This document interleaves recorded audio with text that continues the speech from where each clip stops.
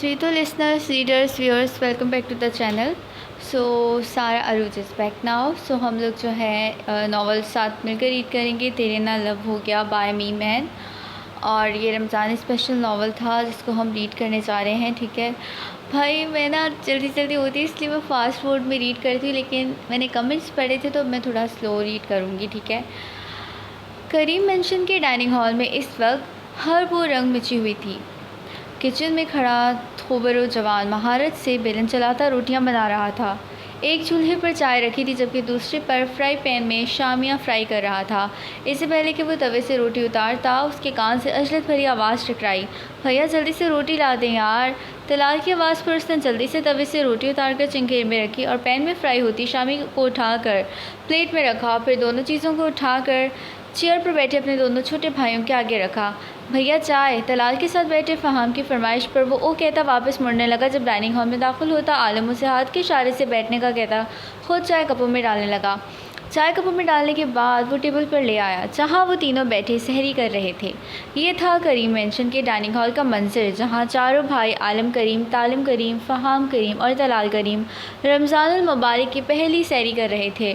चूँकि उनके वालिदैन अब्बास करीम और फ़रीहा अब्बास का एक हादसे में इंतकाल हो गया था और कोई बहन भी ना थी, इसलिए घर में कोई संत नाजुक भी मौजूद ना थी।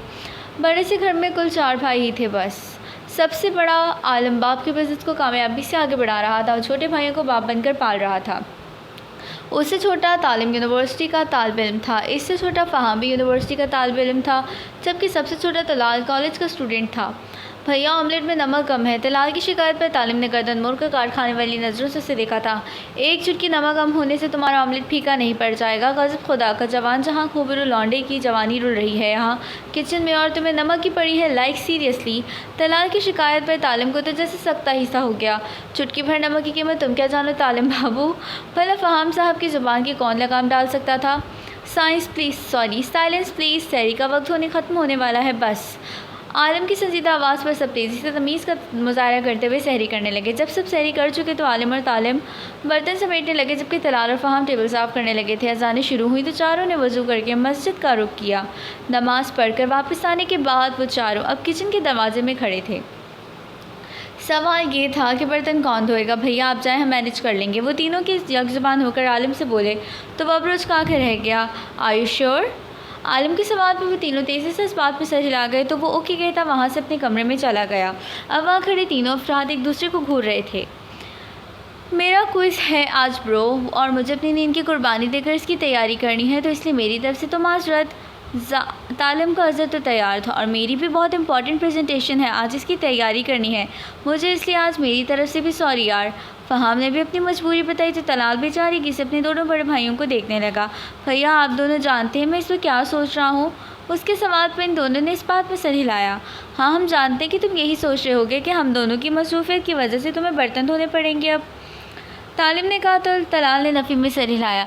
नहीं मैं ये नहीं सोच रहा, बल्कि सोच रहा हूँ कि आखिर से क्या गुनाह कर बैठा जो आप दोनों जैसे खुदगर्ज भाई मिले मुझे। चाहे आप दोनों धो लूँगा मैं अकेला ही सब बर्तन। खबकी से कहता वो किचन में दाखिल हुआ तो तालिम और फ़हाम एक नज़र एक दूसरे को देखने लगे। अगले ही पल तेज़ी से तलाल पर झपटे। हमारा शर तो खफा ही हो गया, हम तो बस मजाक कर रहे थे यार, साथ मिलकर बर्तन भी धोएंगे और सफाई भी करेंगे। भाइयों के होते तो टेंशन क्यों लेता है, हम तो तुम्हें तंग कर रहे थे बस। कुछ देर बाद किचन से आती हंसी मजाक की आवाज़ पर आलिम मुस्कुरा दिया। वो दीवानावार भागती जा रही थी, पैरों में कंकर चुप रहे थे, लहू लहान पैर चलने से इनकारी थे, पर इज्जत जाने का खौफ रुकने न दे रहा था। वो पीछे मुड़कर देखने पर गैर भागती चली जा रही थी। भागते भागते जब उसे कदमों की आवाज़ करीब सुनाई देने लगी तो जिस घर का गेट खुला नज़र आया उसी में दाखिल हो गई। वो एक बहुत बड़ी शानदार से घर का बड़ा सा काला गेट था। गेट का छोटा दरवाज़ा अध खुला हुआ था। वो अंदर दाखिल होती अपने पीछे से दरवाज़ा बंद कर गई। कौन है। भारी मर्दाना आवाज़ पर उसके पहले से उलझे सांसें सीने में अटक सी गईं। तालिम और फ़हाम बाहर वॉक करने निकले थे, इसलिए बाहर का दरवाज़ा खुला हुआ था। आलिम बाहर लॉन में ही वॉक कर रहा था जब खटके की आवाज़ आई थी। उसे लगा दोनों भाई वापस आ गए हैं, पर दोनों भाइयों की जगह वहाँ कोई लड़की थी, वो भी बहुत बुरी हालत में। वो लड़की अपने पीछे दरवाज़ा बंद के खड़ी हाँप रही थी। उसके पुकारने पर वो मज़ीद कांपने लगी। आलिम ने अपने कदम उसकी तरफ बढ़ाए तो वो खौफ से थर-थर कांपती हुई दोनों हाथ मुँह पर छुपा गई। हाथ मुँह के आगे से हटाओ लड़की। कड़कती हुई आवाज़ से उसके थके हुए सांपों पर हमला किया तो वो होश और हवा से बेगाना होती चली गई। इससे पहले कि वह लहरा कर गिरती, आलम भौंकला कर तेज़ी से उसे दोनों बाजुओं से थाम गया। एनीसी वह गेट का छोटा दरवाज़ा दोबारा खोला और वहाँ से तालिम और फ़हाम नमूदार हुए। अस्तग़फ़िरुल्लाह, ये मेरी गुनाहगार आंखें कैसा मंजर देख रही हैं। हमारे बिग की बाहों में एक नाजुक अंदाज सीना। ये अल्फाज जिसकी ज़ुबान से अदा हुए थे वो था फ़हाम, द ग्रेट फ़हाम।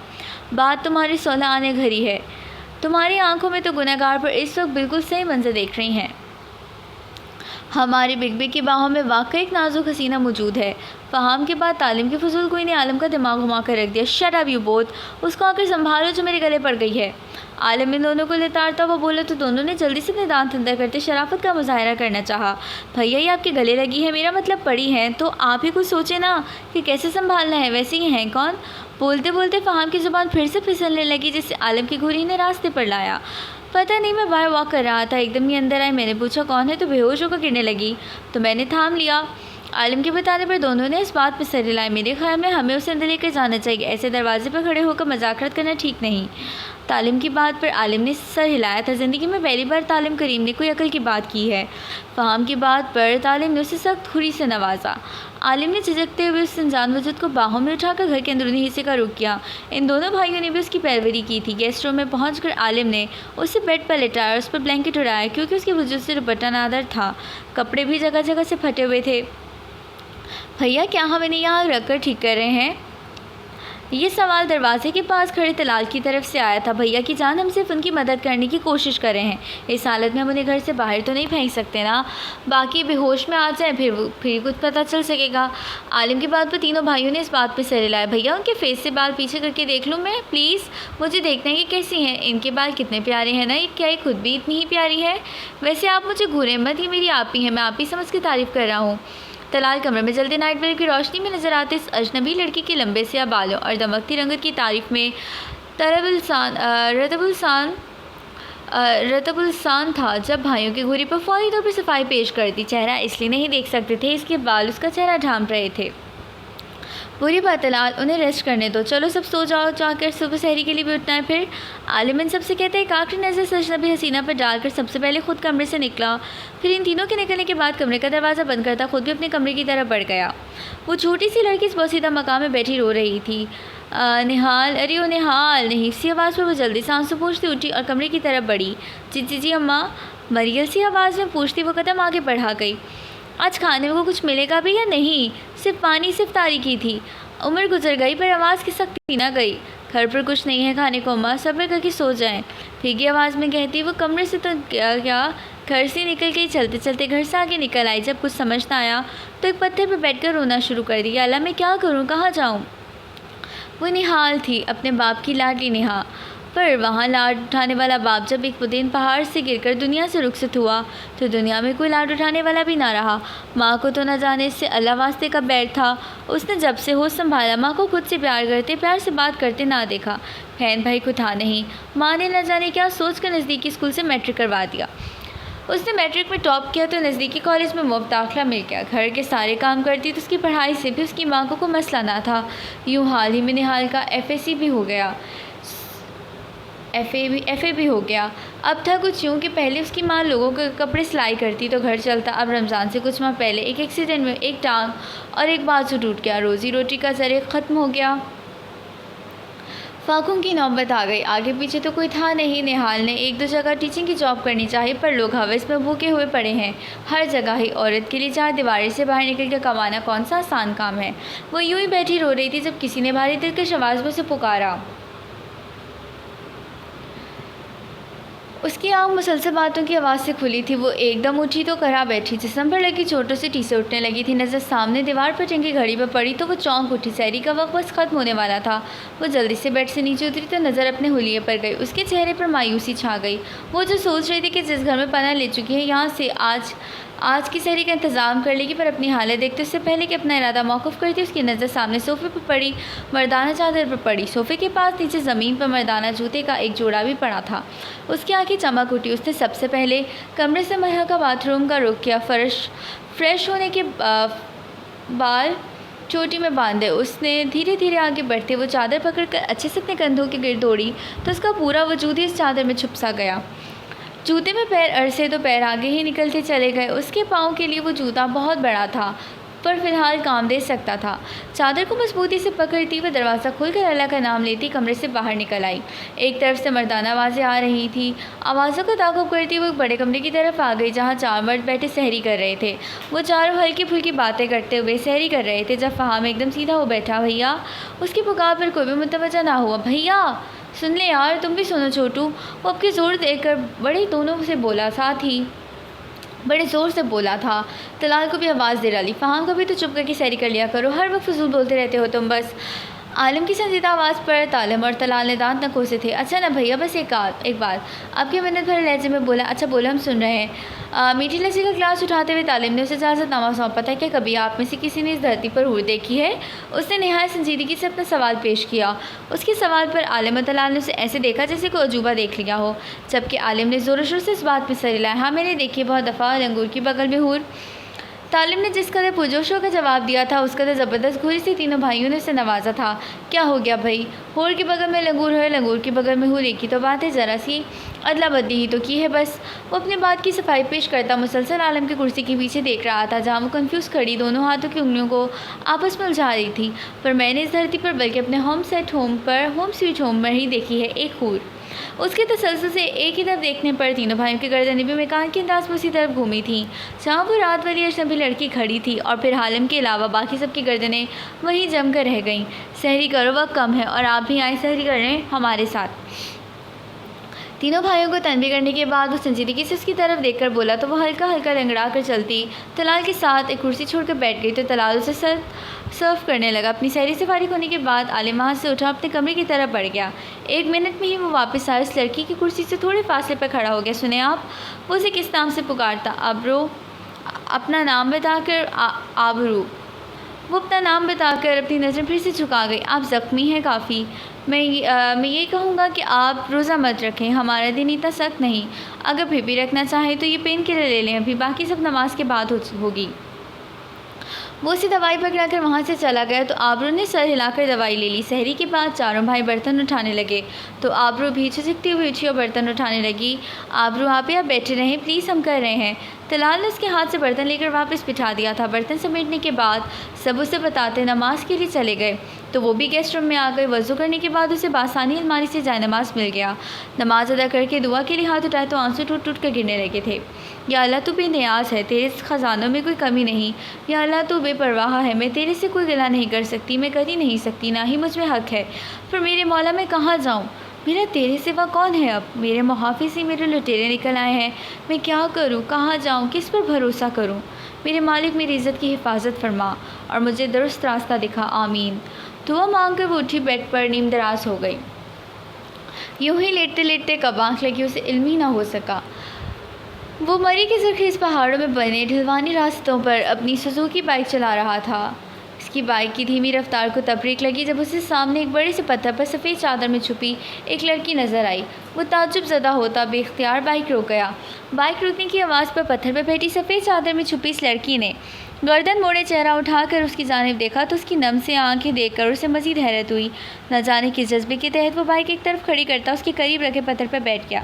उसके यूँ करीब बैठने पर वो चेहरा उसकी तरफ मुड़ गए। नकाब से बेपरवाह चेहरा दिल मोह लेने की हद तक खूबसूरत ना था, पर न जाने इस आम से चेहरे में ऐसी कौन सी कशिश थी जो शहज़ादे को अपने साथ बांध गई।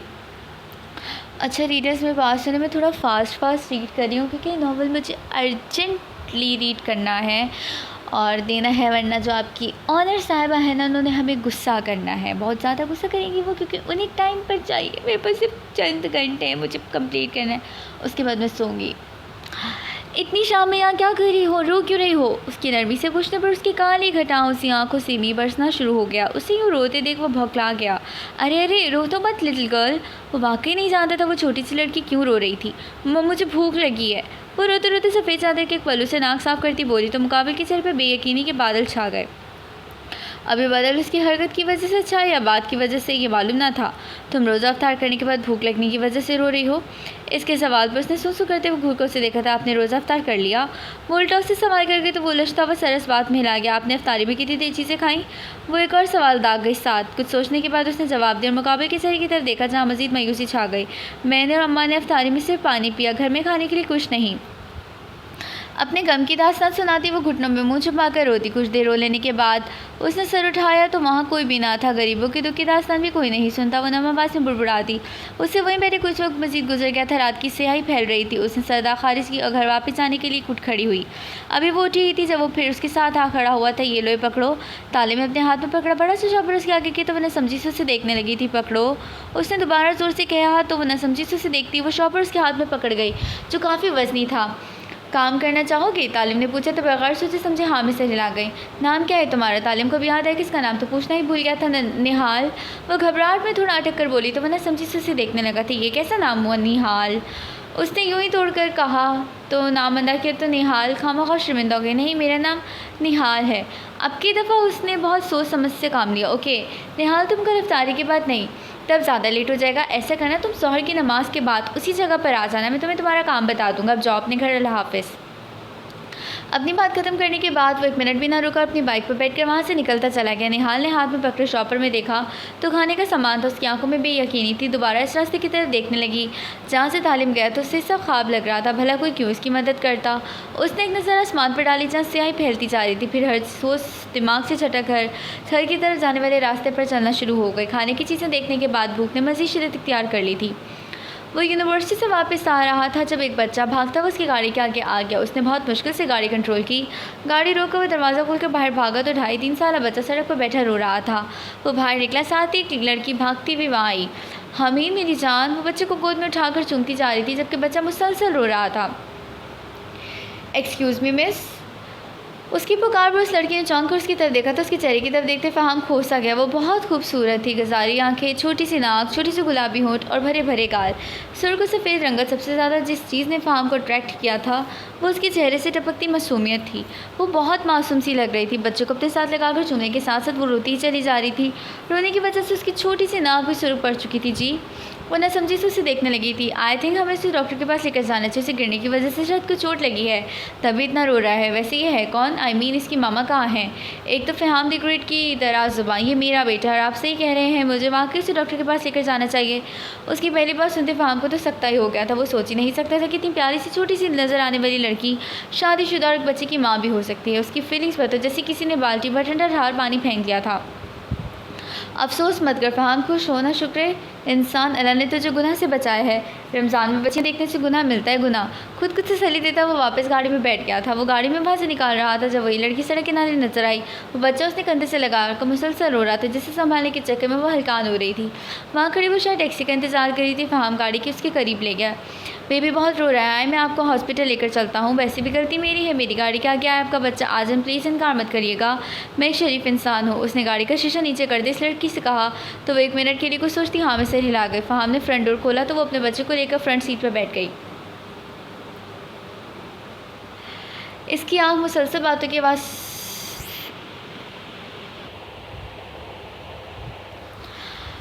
सॉरी वो एपिसोड डबल हो गई थी तो उसे स्क्रॉल करना पड़ा जल्दी जल्दी में। सो हम यहीं से कंटिन्यू करेंगे। फ़हाम ने फ्रंट डोर खोला तो वो अपने बच्चे को लेकर फ्रंट सीट पर बैठ गई। भैया इस दफ़ा इफ्तारी नहीं करवाएंगे हम क्या? सोफ़े के साथ टेक लगा कर नीचे ज़मीन पर बैठी कालीन पर बैठे तलाल ने सवाल किया। सहर की नमाज़ के बाद वो सब ड्राइंग रूम में बैठे हुए थे। जालिम और फ़हाम अपने अपने मोबाइल्स में लगे हुए थे।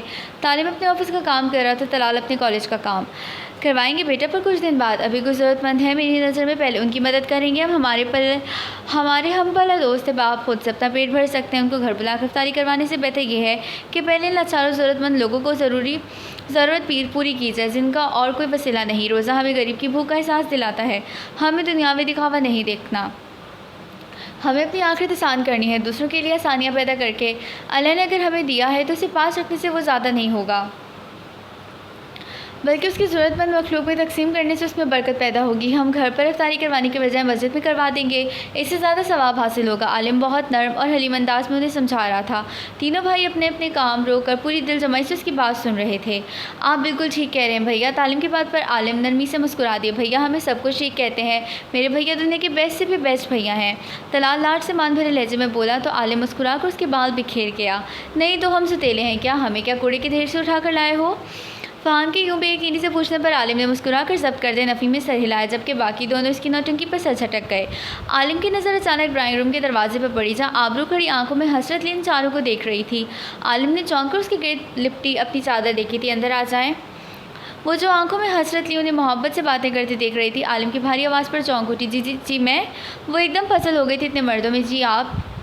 फ़हाम उसी के अंदाज में बोला तो आलिम ने उसे सख्त घूरी से नवाजा, जिस पर वो सर पर हाथ फेर कर रह गया।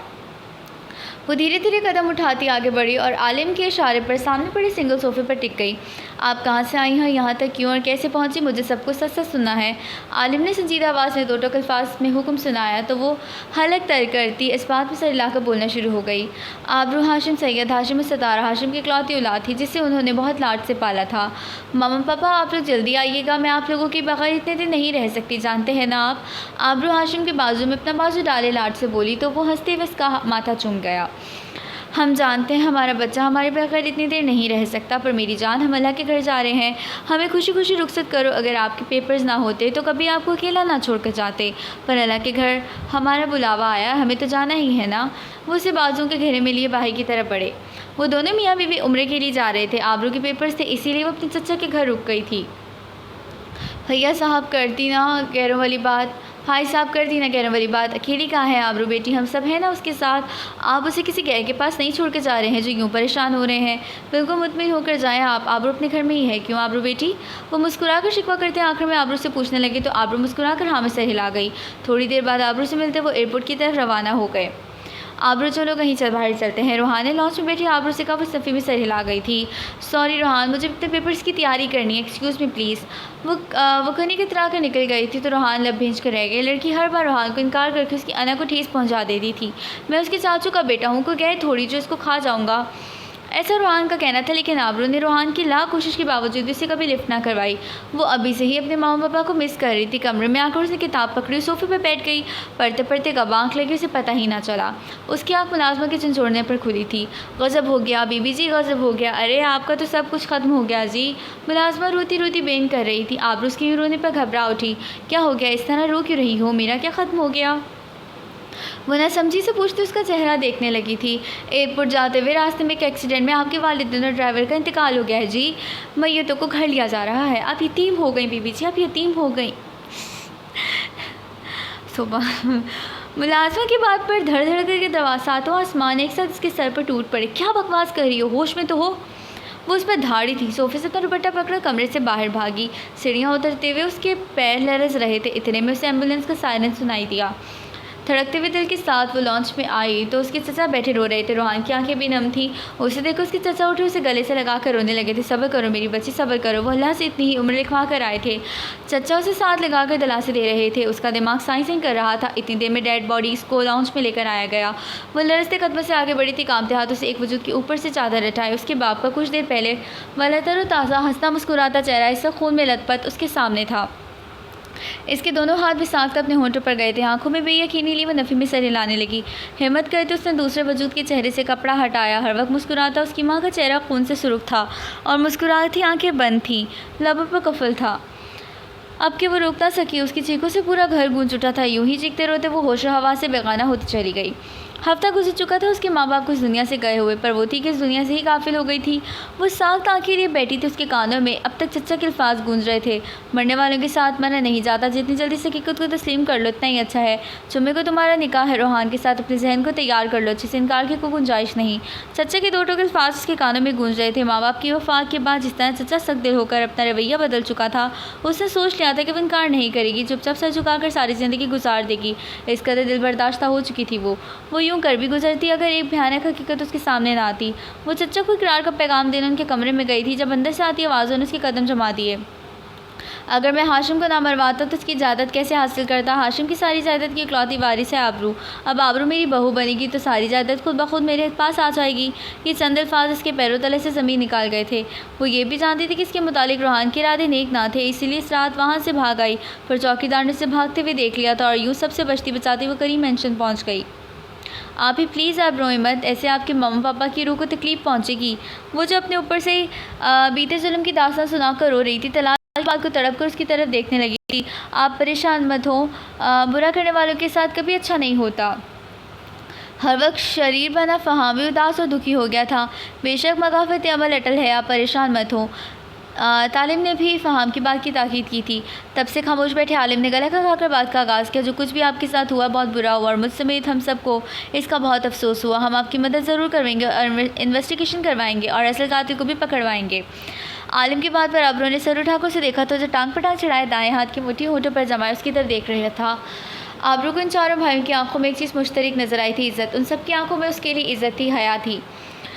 अब आप अपने किसी जानने वाले का नंबर बताएं ताकि हम आपको बाहिफाजत उन तक पहुंचा सकें। आलिम की बात पर फिर से उसकी आंखों से टप टप आंसू बरसना शुरू हो गए थे। क्या हुआ आप ही? तलाल ने परेशानी से पूछा तो बेबसी से उसकी जानिब देखने लगी थी। ददियाल का बता चुकी हूँ, मेरा ननियाल यहाँ नहीं होता, सब अमेरिका रहते हैं, मुझे किसी का नंबर नहीं आता। वो हर तरह से बेबस थी। उसकी बात पर आलिम की परेशानी पर तो फिक्र के बादल छाए, जबकि बाकी तीनों ने नज़रों का तबादला किया। देखें आबरू, हम आपकी परेशानी समझ सकते हैं, पर आप भी जान चुके हैं कि इस घर में हम सिर्फ चारों लड़के ही रहते हैं। हमारे घर कोई खातून नहीं मौजूद। बगैर किसी रिश्ते के आपका यूँ हमारे दरमियान रहना मुनासिब नहीं। बात तो आलिम की भी सोलह आने दुरुस्त थी। वो जानती थी कि वो सही कह रहा है। इसका दिल किया धाड़े मार मार करो। इसका आरजी मगर काबिल यकीन ठिकाना भी छीनने वाला था। फ़हाम ने उसे गौर से देखा। वो लड़की उसे पहली नज़र में ही जन्नत की कोई हूरी लगी थी। उसने बहुत कम लड़कियां ऐसी देखी थी। खूबसूरत होने के साथ साथ बना कि मासूम ही नज़र आती थी। उसकी आवाज़ भी बहुत प्यारी थी, बहुत कोमल सी। उसने तालिम की तरफ देखा तो वो भी उसकी तरफ ही देख रहा था। क्या तुम भी वही सोच रहे हो जो मैं सोच रहा हूँ? उसने चमकती आंखों से तालिम से सवाल किया तो वो ज़ोर शोर से सर इस बात में हिलाने लगा।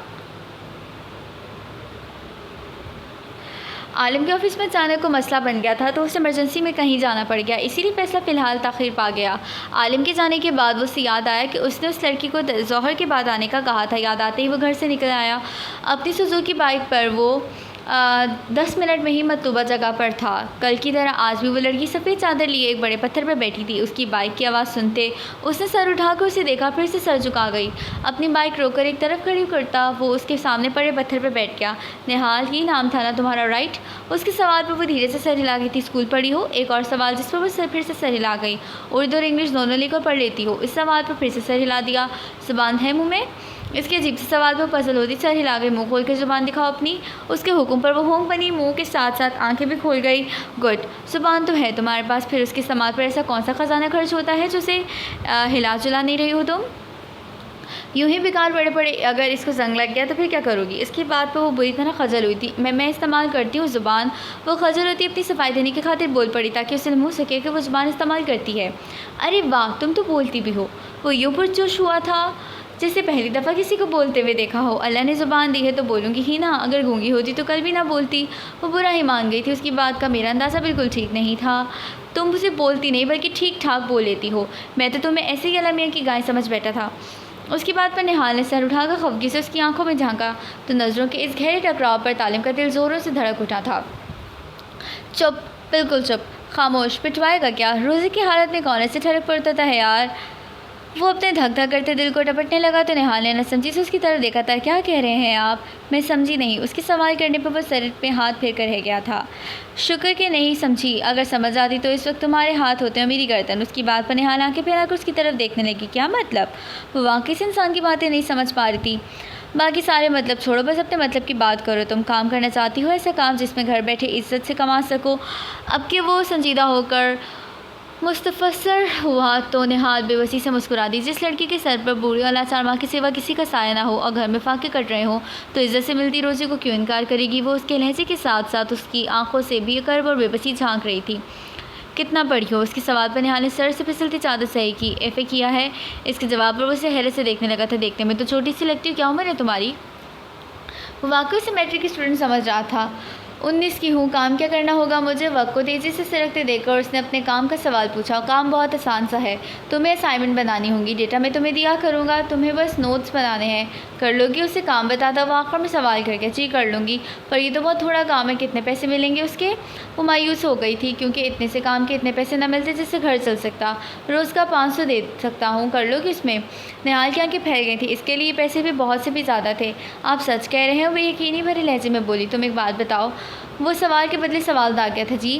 वो जवाब देती सवाली नज़रों से उसे देखने लगी थी। तुम्हारा मेरा मजाक वाला रिश्ता है क्या? उसके सवाल पर निहाल ने शर्मिंदा होते नफ़ी में सर हिलाया। फिर मैं क्यों मजाक करूँगा, सच कह रहा हूँ लड़की। अगर ये ऑफ़र मंजूर है तो बताओ। वो कहता उठ खड़ा हुआ। असर की अज़ान होना शुरू हो चुकी थी। जी मुझे मंजूर है। वो उठ खड़ी हुई थी। ओके, रोज़ ज़ोहर के बाद उसी जगह। तालिम को जगह बहुत मुनासिब लगी। यहाँ कोई ज़ीरो ना होता था। वो नहीं चाहता था कि कोई इन दोनों को साथ देख कर गलत समझे। वो लड़का था, उसका कुछ ना बिगड़ता, पर निहाल की इज़्ज़त पर हुर्फ आता, क्योंकि हमारे माशरे की यही सोच है। लड़का बरी अस्मा हो जाता है, जबकि लड़की की इज़्ज़त पर कभी ना मिटने वाला दाग लग जाता है। बहुत शुक्रिया आपका। निहाल की मशकूर आवाज़ पर वो सर हिलाता अपनी बाइक की तरफ बढ़ गया। फिर कुछ ही सेकंड्स में धूल उड़ाती बाइक नज़रों से ओझल होती चली गई थी। उसने मुस्कुराकर सर उठाते आसमान की तरफ देखा। बेशक अल्लाह बेहतरीन वसीले बनाने वाला है। उसने अपनी चादर अच्छे से सर पर जमाई और अपने कदम घर की तरफ जाने वाले रास्ते की तरफ बढ़ा दिए। वो अपने कमरे में बेड पर लेटा सोने की तैयारी में था जब दरवाज़ा नॉक हुआ। यस, उसकी इजाज़त मिलते ही दरवाज़ा खुला और तालिम कमरे में दाखिल हुआ। उसके बाद फ़हाम और फिर तलाल। आलिम ने सवालिया नज़रों से इन तीनों को देखा। इस वक्त तुम सब वो भी एक साथ? खैरियत? आलिम के सवाल पर तीनों ने एक दूसरे की जानिब देखा था। भैया हम बैठ जाएं, तलाल ने पहल की। हाँ और बैठो तुम लोग। उसके कहते ही वो तीनों बेड पर चढ़कर बैठ गए। भैया घर कितना खाली खाली लगता है ना। तालिम की बात पर आलिम ने समझी से उसे देखा था। घर चीज़ों से भरा पड़ा है, फिर किस तरह खाली लगता है? वो समझ न सका उस सवाल का मकसद। घर चीज़ों से नहीं बल्कि इंसानों से भरा बसा करते हैं। फ़हाम ने पूरी संजीदगी का मुजाहरा करते बड़े बूढ़ों की तरह कहा। 4 लोगों के होते हुए भी घर खाली खाली कैसे लगता है? Like seriously. आलिम की बात पर फ़हाम गड़बड़ा गया था। भैया आपने वो मिसाल नहीं सुनी क्या? तलाल के सवाल पर आलिम ने उसकी तरफ रुख मोड़ा था। कौन सी मिसाल? तलाल गड़बड़ा गया। भैया आप बताएं ना। वो तालिम और फ़हाम की तरफ देखता बोला। भैया आपने सुना नहीं? वजूद जन से है तसव्वुर कायनात में रंग। वो पुरजोश होता बोला तो बाकी दोनों ने भी ज़ोरों शोर से सर हिलाया था। आलिम ने समझी से इन तीनों को देख रहा था। अच्छा तो फिर? उसके न समझी भरे सवाल पर तीनों ने नज़रों का तबादला किया। हमारे घर में भी तो कोई वजूद जन होना चाहिए ना, तालिम ने कहा तो बाकी दोनों ने फिर ज़ोरों शोर से सर हिलाया था। हाँ ना सोचे भैया, जब कोई लड़की होगी हमारे घर तो हमारे घर भी लाल नारंगी सुर्ख हरे नीले पीले आंचलें लहराते नज़र आया करेंगी। चूड़ियों की झनकार सुनाई दिया करेगी। कोयल की कोक जैसी सुरीली आवाज़ सुनने को मिला करेगी। जब घर दाखिल होंगे तो वीरानियाँ नहीं मिलेंगी बल्कि कोई घर को बसाने और सजाने वाली इंतज़ार में मिला करेगी। उफ़ कितना मज़ा आएगा भैया। वो जोश से बोल रहा था जबकि बाकी दोनों उसकी बातें सुनते ख्यालों में खोए हुए थे। आलिम हैरान परेशान सा इन तीनों की हरकतें देख रहा था। इस सब का मकसद? उसके सवाल पर वो तीनों भाई एक दूसरे को देखते हुए उसके मज़ीद नज़दीक हुए। हमें भाभी चाहिए भैया, प्यारी सी मासूम सी और अच्छी सी। वो तीनों कोर्स में बोले तो आलिम भड़का उठा था। सटिया गए हो क्या? वो बेचारा अब और क्या कहता। प्लीज़ भैया शादी कर लें, हमारी माँ नहीं रही। आपने माँ और बाप दोनों बनकर हमें पाला है, लेकिन हमें अब कोई माँ जैसी चाहिए। प्लीज़ भाई मान जाए ना। तलाल के मलतजी लहजे में छुपी कसक आलिम साफ महसूस कर सकता था। वो जितना मर्जी प्यार कर लेता लेकिन माँ की कमी भला कैसे पूरी कर सकता था? अच्छा चलो अगर मैं मान भी जाता हूँ तो कहाँ मिलेगी ऐसी लड़की जिसमें सारी खूबियाँ मौजूद हों? वो बेड से टेक लगा कर बैठता पुरसुकून लहजे में पूछने लगा। हमारे बहुत करीब है भैया, ज़रा नज़र तो घुमाएं। फ़हाम शरारत भरे लहजे में बोला। करीब से तो बस तुम 3 नमूने ही नज़र आ रहे हो। वैसे किसकी बात हो रही है? वो नसबजी से पूछने लगा। आबरू। वो आगे फैलाकर उन्हें देखने लगा था जो बहुत आराम से आबरू का नाम ले गए थे और फिर पूरे 1 घंटे बाद वो आबरू को मनाने में कामयाब हो गए थे, पर उसके हुक्म के साथ के आबरू से इजाज़त लो और उस पर कोई दबाव नहीं डाला जाएगा। वो तीनों खुशी से चीखते हुए आलिम के गले लगे थे, फिर आबरू के कमरे की तरफ भाग गए। न जाने कैसे तैसे पर से मनाने में भी कामयाब ठहरे थे। यूँ ठीक 2 दिन बाद इन दोनों का निकाह तय पा चुका था। उन्होंने ढोलकी रखी थी आज घर पर। उसके लिए वो तीनों भाई आज अपने सब काम छोड़कर घर की सफाइयों में जते हुए थे। आलिम ऑफिस गया था जबकि आबरू कमरा बंद करे बैठी थी। सहरी भी उसने तलाल से अपने कमरे में मंगवा ली थी। वो तीनों भाई सारा काम आपस में बांट कर अपने ज़िम्मे लगा काम करने में मसरूफ़ थे। हाँ माँ मेरी कमर, ज़ालिमों कुछ तो ख्याल करो, मेरी कमर सुन जवानी का, मेरी कम सुन जवानी का। फ़ाम हाथ में जला उतारने वाला ब्रश पकड़े स्टूल पर खड़ा होकर दुहाइयाँ दे रहा था। औरतों की तरह बीन करना बंद कर दो तुम फ़हाम। ये जिस चीज़ को तुम कमर कह रहे हो ना, इसको अगर नापा जाए तो कमर नहीं कमरा निकलेगा, और वो भी बड़ा सा, इसलिए ज़्यादा नाजुक बनने की ज़रूरत नहीं है। तालिम की बात तो फ़हाम तड़प उड़ा था। तुम वैसे ही कह दो भाई कि तुमसे मेरा हुस्न देखा नहीं जाता बस। उसकी बात पर वह तालिम तंजिया नज़रों से ऊपर से नीचे तक देखने लगा। क्या देख रहा है? नज़र लगाएगा क्या? वो उसे यूँ खुद को गहरी नज़रों से ऊपर से नीचे तक देखता पाकर पूछने लगा था। तुम्हारा हुस्न ढूंढ रहा हूँ जो कहीं से भी नज़र नहीं आ रहा। तंज़ी अंदाज में कहता वो कपड़ा पकड़ के डस्टिंग करने लगा था। काम भी कर लें आप लोग, कब से बातें की जा रहे हैं, बस मार्बल के फर्श पर पोछा लगाते तलाल ने पल भर को रुक कर तनक कर उन दोनों से कहा, फिर अपने साहब का काम में मशगूल हो गया। घर के 13 बाथरूम्स किसने रगड़ रगड़ कर साफ़ किए हैं। हार्पिक की स्मेल मेरे कपड़ों से भी आने लग गई है। अब तो जिस कदर दिल जमाई से मैंने बाथरूम चमकाए हैं तो अब भी मुझे कामचोर कह रहा है। ताले मोहल्ले की फिसादी आंटियों की तरह हाथ नीचा कर बोलता तलाल पर चढ़ दौड़ा था। ये जिस बड़े से करीम मेंशन की रोशन दीवारें मज़ीद साफ नज़र आ रही हैं ना, उनके पीछे क्या राज है। सारे कमरे, बाथरूम्स, लॉन्ज, किचन और गैराज की दीवारें जाला किसने साफ़ किया है। इस घर की हर दीवार चीख चीख कर कह रही है, वाह क्या बात है फ़हाम। और तुम कह रहे हो कि काम भी कर लिया करे। फ़हाम जाले वाला ब्रश फर्श पर फेंकता, दोनों हाथ कमर पर टिका उस पर बरस पड़ा था। वो दोनों बेचारे तड़प ही तो उठे थे संगीन इल्ज़ाम पर, जबकि तलाल बेचारा सदमे से फर्श पर गिरे जाले को देख रहा था। उसने अभी पोछा लगा कर फर्श साफ़ किया था जो फ़हाम ने ब्रश फेंक कर गंदा कर दिया। उसने गर्दन मोड़ी तो सामने नजर आते मंजर पर उसकी आंखें फैल गई थी। सामने फर्श पर हार्पिक की बोतल पड़ी शान से उल्टी पड़ी थी। उसकी सारी मेहनत पर हार्पिक फिर गया था। भैया! इन दोनों की हरकतों पर वो बेबसी से चिल्ला उठा था। लॉन्च के दरवाजे में खड़े आलिम ने नफ़ी में सिर हिलाते अपने छोटे भाइयों को देखा था। वो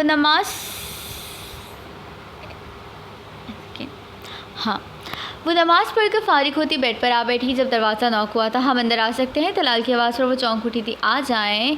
उसकी इजाज़त मिलते ही तीनों भाई एक दूसरे के आगे पीछे कमरे में दाखिल हुए। उनके हाथों में मौजूद डब्बों को उसने हैरत भरी नज़रों से देखा। यहाँ बेड पर रख दे। फ़हाम के पूछने पर वो सर हिलाती तीनों डब्बे बेड पर रख गए थे। आबरू ने इन तीनों को एक नज़र देखा जो एक दूसरे को देख रहे थे। ये सब वो इन चीज़ों के मुतालिक पूछने लगी थी। एक्चुअली हम तीनों आपसे कुछ कहना चाहते हैं। तालिम की बात पर आबरू ने सर उठाकर उन्हें बात जारी रखने का कहा था। आपकी उम्र क्या है? सवाल तलाल की जानिब से आए। 23 साल। वो धीमे लहजे में बोलती नज़रें झुका गए। अरे वाह, मतलब आप हम तीनों से छोटी और तलाल से बड़ी हैं। फ़हाम पुरजोश होकर बोला तो वो सिर्फ मुस्कुराने पर इत्तफ़ाक़ कर गई। लेकिन आप रिश्ते में हमसे बड़ी हैं। हम तीनों आपको भाभी नहीं बल्कि आप ही कहेंगे। जानती हैं क्यों? फ़हाम के सवाल पर नफ़ी में सर हिला गई। हमारी कोई बहन नहीं है। हमें बचपन से बहुत शौक़ था बहन का, पर इस तलाल ने सारा काम ख़राब कर दिया। हाय काश ये पैदा ना होता। इस लंगूर की जगह अल्लाह हमें कोई प्यारी सी बहन दे देता। तालिम माँ भर के रह गया था। भैया, मैं आलिम भैया को बताऊंगा आपने मुझे लंगूर बोला। तलाल की चीखते पर भौंकला गई थी।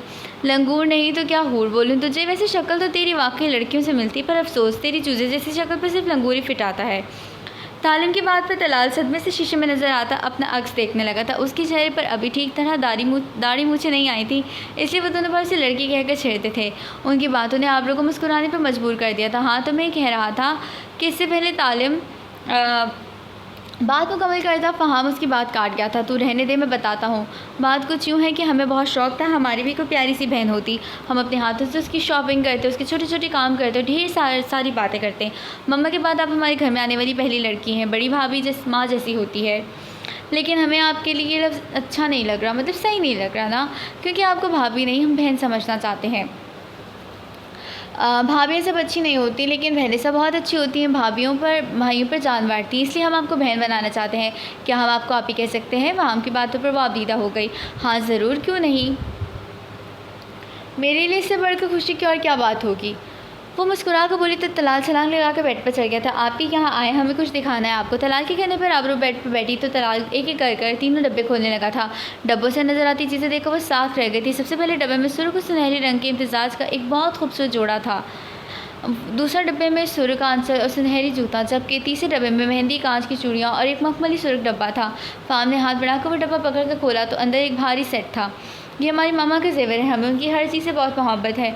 आप अपने निकाह पर अगर ये सब पहनेंगी तो हमें बहुत खुशी होगी। हम बहुत मोहब्बत से सब लेकर आए हैं। तालिम की बात सुनकर वो नम आँखों से मुस्कुरा दी। मैं सब ज़रूर पहनूंगी, वो मुस्कुराई हुई बोली तो तीनों भाइयों के चेहरे खुल उठे थे। हम चलते हैं। अब आपको किसी भी चीज़ की ज़रूरत हुई तो इसी वक्त कह दीजिएगा, ठीक है। फ़हाम की बात पर वो सर हिला गई तो वो तीनों कमरे से निकल गए थे। वो फूलों वाली शॉप पर खड़ा फूल पैक करवा रहा था जब उसकी नज़र अचानक अपने पहलू में पड़ी। अरे आप यहाँ कैसी हैं आप? अनाया जो अपने फूल पैक होने का इंतज़ार कर रही थी, जानी पहचानी आवाज़ पर गर्दन मोड़ कर देखने लगी थी जहाँ इस दिन वाला लड़का खड़ा था। सॉरी, आप कौन? मैंने पहचाना नहीं। उसकी बात पर फ़हाम हॉन्ग बनकर उसको देखने लगा था। अरे मैं उस दिन आपको आपके बेटे को हॉस्पिटल लेकर गया था, भूल गई आप?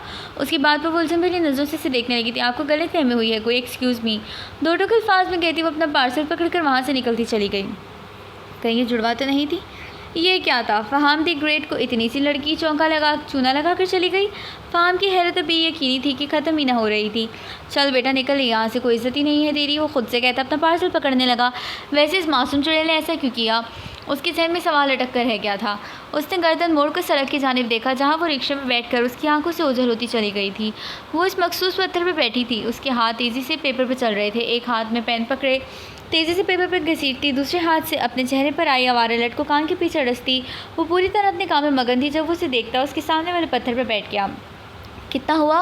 वो एकदम बोला तो अपने काम में पूरी तरह मगन निहाल चीख उठी थी। इसके चीखने पर उसके हाथ से पेन छूट कर नीचे ज़मीन पर जा गिरा था। उसे अपने सामने देखकर वो अपने धक धक करते दिल पर हाथ रखते खुद को नॉर्मल करने लगी थी।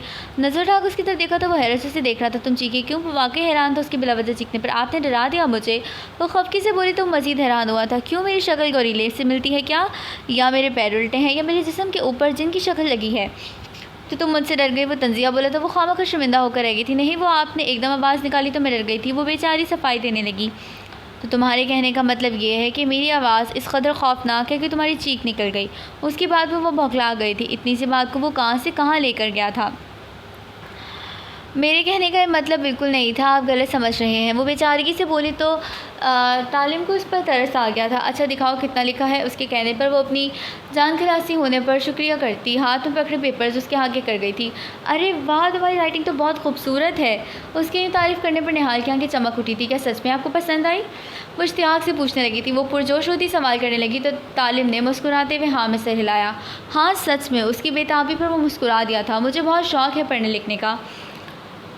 उसके लहजे से भी साफ पता चल रहा था। पर पढ़ती क्यों नहीं आगे? तुम्हें आगे दाखिला लेना चाहिए। उसकी बात पर निहाल की आंखें बुझ गई थी। जिसके घर में खाने के लिए 2 वक्त की रोटी ना हो, वो लिखाई पढ़ाई के खर्चात कैसे पूरे करे? लहजे में तलखी के साथ बेबसी भी शामिल हो गई थी। तुम पढ़ना चाहती हो ना सच में? फिर से यकीन दहानी करने लगा था। जी मैं सच में पढ़ना चाहती, पर मेरे चाहने से क्या होता है? जब हालात साथ ना दें तो दिल को मारना पड़ता है। उसके लहजे में महसूस की जाने वाली बेबसी थी। और अगर हालात साथ देने लगें तो? उसकी सवाल पर वो चौंक उठी। अगर ऐसा हो जाए तो कौन काफ़ी पीछे हटेगा? हालांकि वो जानती थी ऐसा मुमकिन नहीं किसी तौर पर भी। किस सब्जेक्ट में इंटरेस्ट है तुम्हारा? वो पेपर उसके हाथों में वापस पकड़ाता पूछने लगा था। इंग्लिश, ये इसका पसंदीदा सब्जेक्ट था। ओके, मैं कल तो नहीं आ सकूँगा, परसों आते हुए इंग्लिश की बुक्स ले आऊँगा। BSc की। बस दाखिले खुलेंगे तो तुम्हारा दाखिला भी करवा दूँगा। अभी चलता हूँ क्योंकि मेरे भैया की शादी है तो घर पर काम है बहुत की। बैग रख लो, तुम्हारे लिए लाया हूँ। अल्लाह हाफिज़। उसे कहता खुद तो वहाँ से चला गया था पर उसे हैरत में डाल गया। क्या मैं सच में आगे पढ़ सकूँगी? वो खुद से सवाल करती बेयकीन सी थी।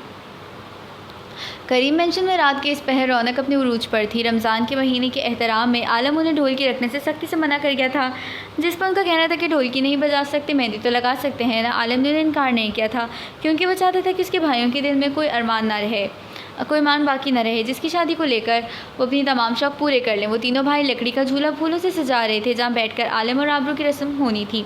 आलम को कमरे से निकलते देखकर फ़हाम ने आंखों ही आंखों में तालिम को इशारा किया, जिसे समझकर वो सर हिला गया। ओह शिट यार, इतना अहम काम मैं किस तरह भूल गया।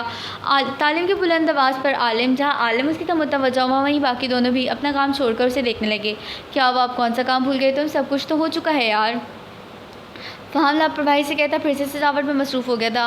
बता भी दे भैया, क्या भूल गए हैं आप? तलाल के पूछने पर वो आलिम भी उसकी जानिब देखने लगा था। आबरू आपी का मेहंदी वाला ड्रेस भूल गया। वो सर जाकर बोलता था तलाल और फ़हाम को आंखें फैलाने पर मजबूर कर गया। क्या तुम आबरू आपी का ड्रेस भूल गए? वो भी मेहंदी वाला, यानी जो उन्होंने 1 घंटे बाद पहनना है, वो वाला ड्रेस भूल गए तुम? फ़हाम के चीखने पर वो सब हड़बड़ा गए थे। आबरू आपी कौन सा ड्रेस पहनेंगे भैया? कितने शौक़ से सब कुछ सोचा था हमने, अब क्या होगा? वो सब ख़राब हो गया भैया। तलाल दुख से बोला तो तालिम शर्मिंदा होकर रह गया। क्या हो गया है यार? अगर नहीं आया तो जाकर ले आओ, इतना परेशान होने वाली कौन सी बात है? आलिम तहम्मुल से बोला तो तीनों से देख कर रह गए थे। परेशान होने वाली बात है भैया, अभी हमारा सजावट वाला इतना ज़्यादा काम पड़ा है, कैसे मैनेज होगा सब कुछ? फ़हाम के लहजे में परेशानी ही परेशानी थी। भैया हम किसी और को बोल देते हैं लाने के लिए। तलाल की बात पर फ़हाम उसे घूरने लगा था। कोई और कौन ला कर देगा? उसके सवाल पर तलाल कंधे उचका कर रह गया। अच्छा परेशान मत हो तुम लोग, मैं लेकर आता हूँ जाकर। आलिम ने शान सा हल पेश किया। क्या सच्ची भैया?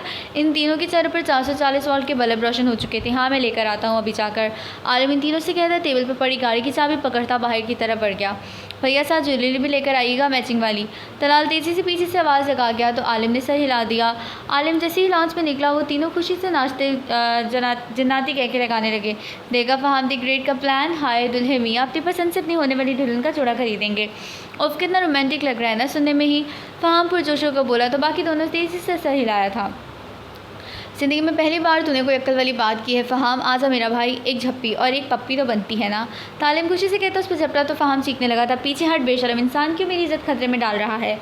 वो चीखता हुआ उसे पीछे धकेल रहा था। फ़हाम भैया, उसकी हालत देखता तलाल ज़ोर ज़ोर से हंसने लगा था। रुक ज़रा, तुझे बताता हूँ। फ़हाम तालिम को पीछे करता तलाल पर झपटा तो अब चीखने की बारी तलाल की थी। कुछ देर बाद वो तीनों ज़मीन पर लेटे पागलों की तरह हंस रहे थे।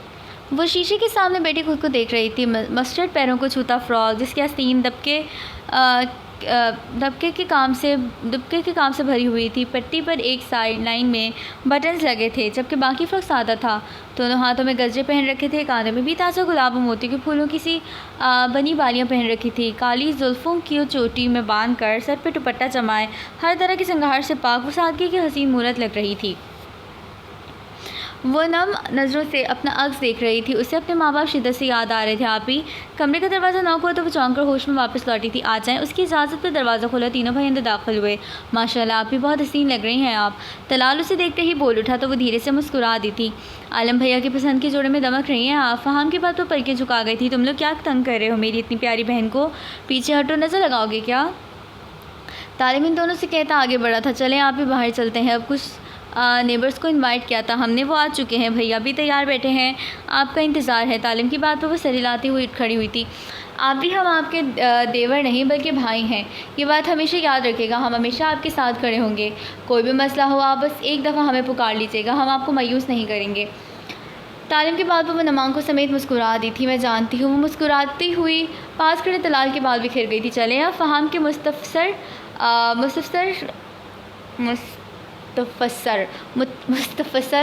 करने पर वो सर हिलाती धीरे धीरे कदम उठाती उनकी पैरवरी में कमरे से बाहर निकल गई थी। चूल्हे में बैठे आलम की नज़र जैसे ही अपने तीनों भाइयों की हमरा आदि से सीना पर पड़ी, वो बेसाख्त अपनी जगह से उठ खड़ा हुआ टुकटुकी बांधों से देखने लगा। अभी निकाह नहीं हुआ भैया, इसीलिए हमारी बहन पर से नज़रें हटा लीजिए, वरना हमारी बरादराना गैरत जाग जाएगी।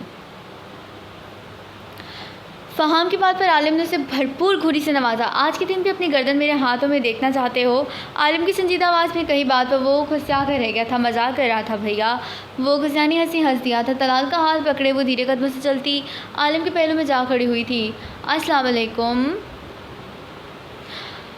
आलिम की संजीदा मगर पुर असर आवाज़ उसके कानों से टकराई तो उसका दिल धड़क उठा था। उसने बोलने की कोशिश की पर ज़बान इनकारी हो गई थी। वो महज सर हिलाकर रह गई थी। बैठ जाइए। आलिम के कहने पर वो फूलों से सजे झूले पर बैठी तो आलिम भी उसके पहलू में टिक गया था। चले भैया, सबसे पहले आप रस्म करें और आप ही को उपटन लगाएं। शुरुआत आप करें क्योंकि आपका हक सबसे पहला है। तालिमदान नकुस्ता बोला तो आलिम उसे घूर कर रह गया था। ये लें भैया, जल्दी करें, फिर हमें भी रस्म करनी है। तलाल उपटन वाला बाउल आलिम के सामने रखता पुरजोश होकर बोला। आलिम ने बाउल में पड़ी छोटी सी स्टिक को वहीं से छोड़ते अपनी दो उंगलियों के पोरों पर उपटन समेटी और अपना हाथ धीरे से आबरू के गाल की तरफ बढ़ाया तो उसका मजबूत मर्दाना हाथ आबरू के गाल से टकराया तो वो लरज़ उठी। आर्ज़ों पर शफक फूट पड़ी थी। वो अपनी उंगलियां धीरे से उसके गालों से मिस करता उसके सुर्ख पड़ते गालों और लड़ती पलकों को देखने लगा था। वो तीनों भाई उन्हें देखकर होटिंग करने लगे तो आबरू अपना झुका हुआ सर मज़ीद झुका गई थी। चलें, आप ही बाप की बारी। फ़हाम की बात तो वो भौखला आ गई थी। मैं कैसे? वो भौखला कर उन्हें देखने लगी थी, बिल्कुल इसी तरह जिस तरह भैया ने आपको लगाया है। और कैसे? तालिम शरारत भरी आवाज़ में बोला तो बेचारगी से उन्हें देखने लगी थी। कम ऑन आप ही। तलाल के कहने पर उसने हिम्मत करते बॉल में पड़ी स्टिक को पकड़ना चाहा तो फ़हाम फुर्ती से हाथ बढ़ाता वो स्टिक पकड़ गया था। चीटिंग नहीं करनी आप ही। भैया ने अपने हाथ का इस्तेमाल किया है तो आपको भी उसी रूल को फॉलो करना पड़ेगा। फ़हाम की बात वो बेचारगी से तलाल की तरफ देखने लगी तो वो कंधे उचका गया था। आबरू ने होंठों पर जुबान फेंक अपने लबतर करते उंगली की पोर पर थोड़ी सी उपटन ली और अपना हाथ आलिम की तरफ बढ़ा गई। वो अपना हाथ उसके गाल के पास ले जाने के बजाय उसके हाथ की तरफ बढ़ा गई थी और अपनी उंगली के पोर पर लगा उपटन आलिम के मजबूत हाथ की पुश्त पर लगा गई और उसके हाथ की कपकपाहट साफ महसूस कर सकता था। ये चीटिंग थी। फ़हाम एहतजाजन चीखा तो आबरू से घूरने लगी पर आलिम की मौजूदगी में ठीक से घूर भी ना सकी थी। इन दोनों की रस्म कर लेने के बाद वो तीनों भाई बारी बारी दोनों को उपटन लगाने लगे थे। कुछ ही देर में वो इन दोनों के हाथ और मुँह उपटन से पीले कर चुके। शरारतों के साथ साथ वो तीनों भाई हाथ में मोबाइल पकड़े हर लम्हे को कैमरे की आंख में कैद करने में मसरूफ़ थे। फैमिली फ़ोटो टाइम, तालिम ने कहते हुए सेल्फी स्टैंड में अपना मोबाइल सेट किया और उस पर टाइमर लगाकर तेज़ी से इन सब के पास वापस आया। फ़हाम और तलाल आबरू और आलिम के दाएं बाएं आकर बैठे थे। इन दोनों के दरमियान कम होता फासला आबरू की धड़कनें बढ़ा गया। तालिम झूले के पीछे खड़ा होता आबरू और आलम के कंधे पर अपने हाथ रख गया था। सब बोलो चीज़। फ़हाम के कहने पर वो सब चीज़ बोले तो कैमरे की आंख ने उन सब के मुस्कुराते हुए चेहरे कैद किए थे।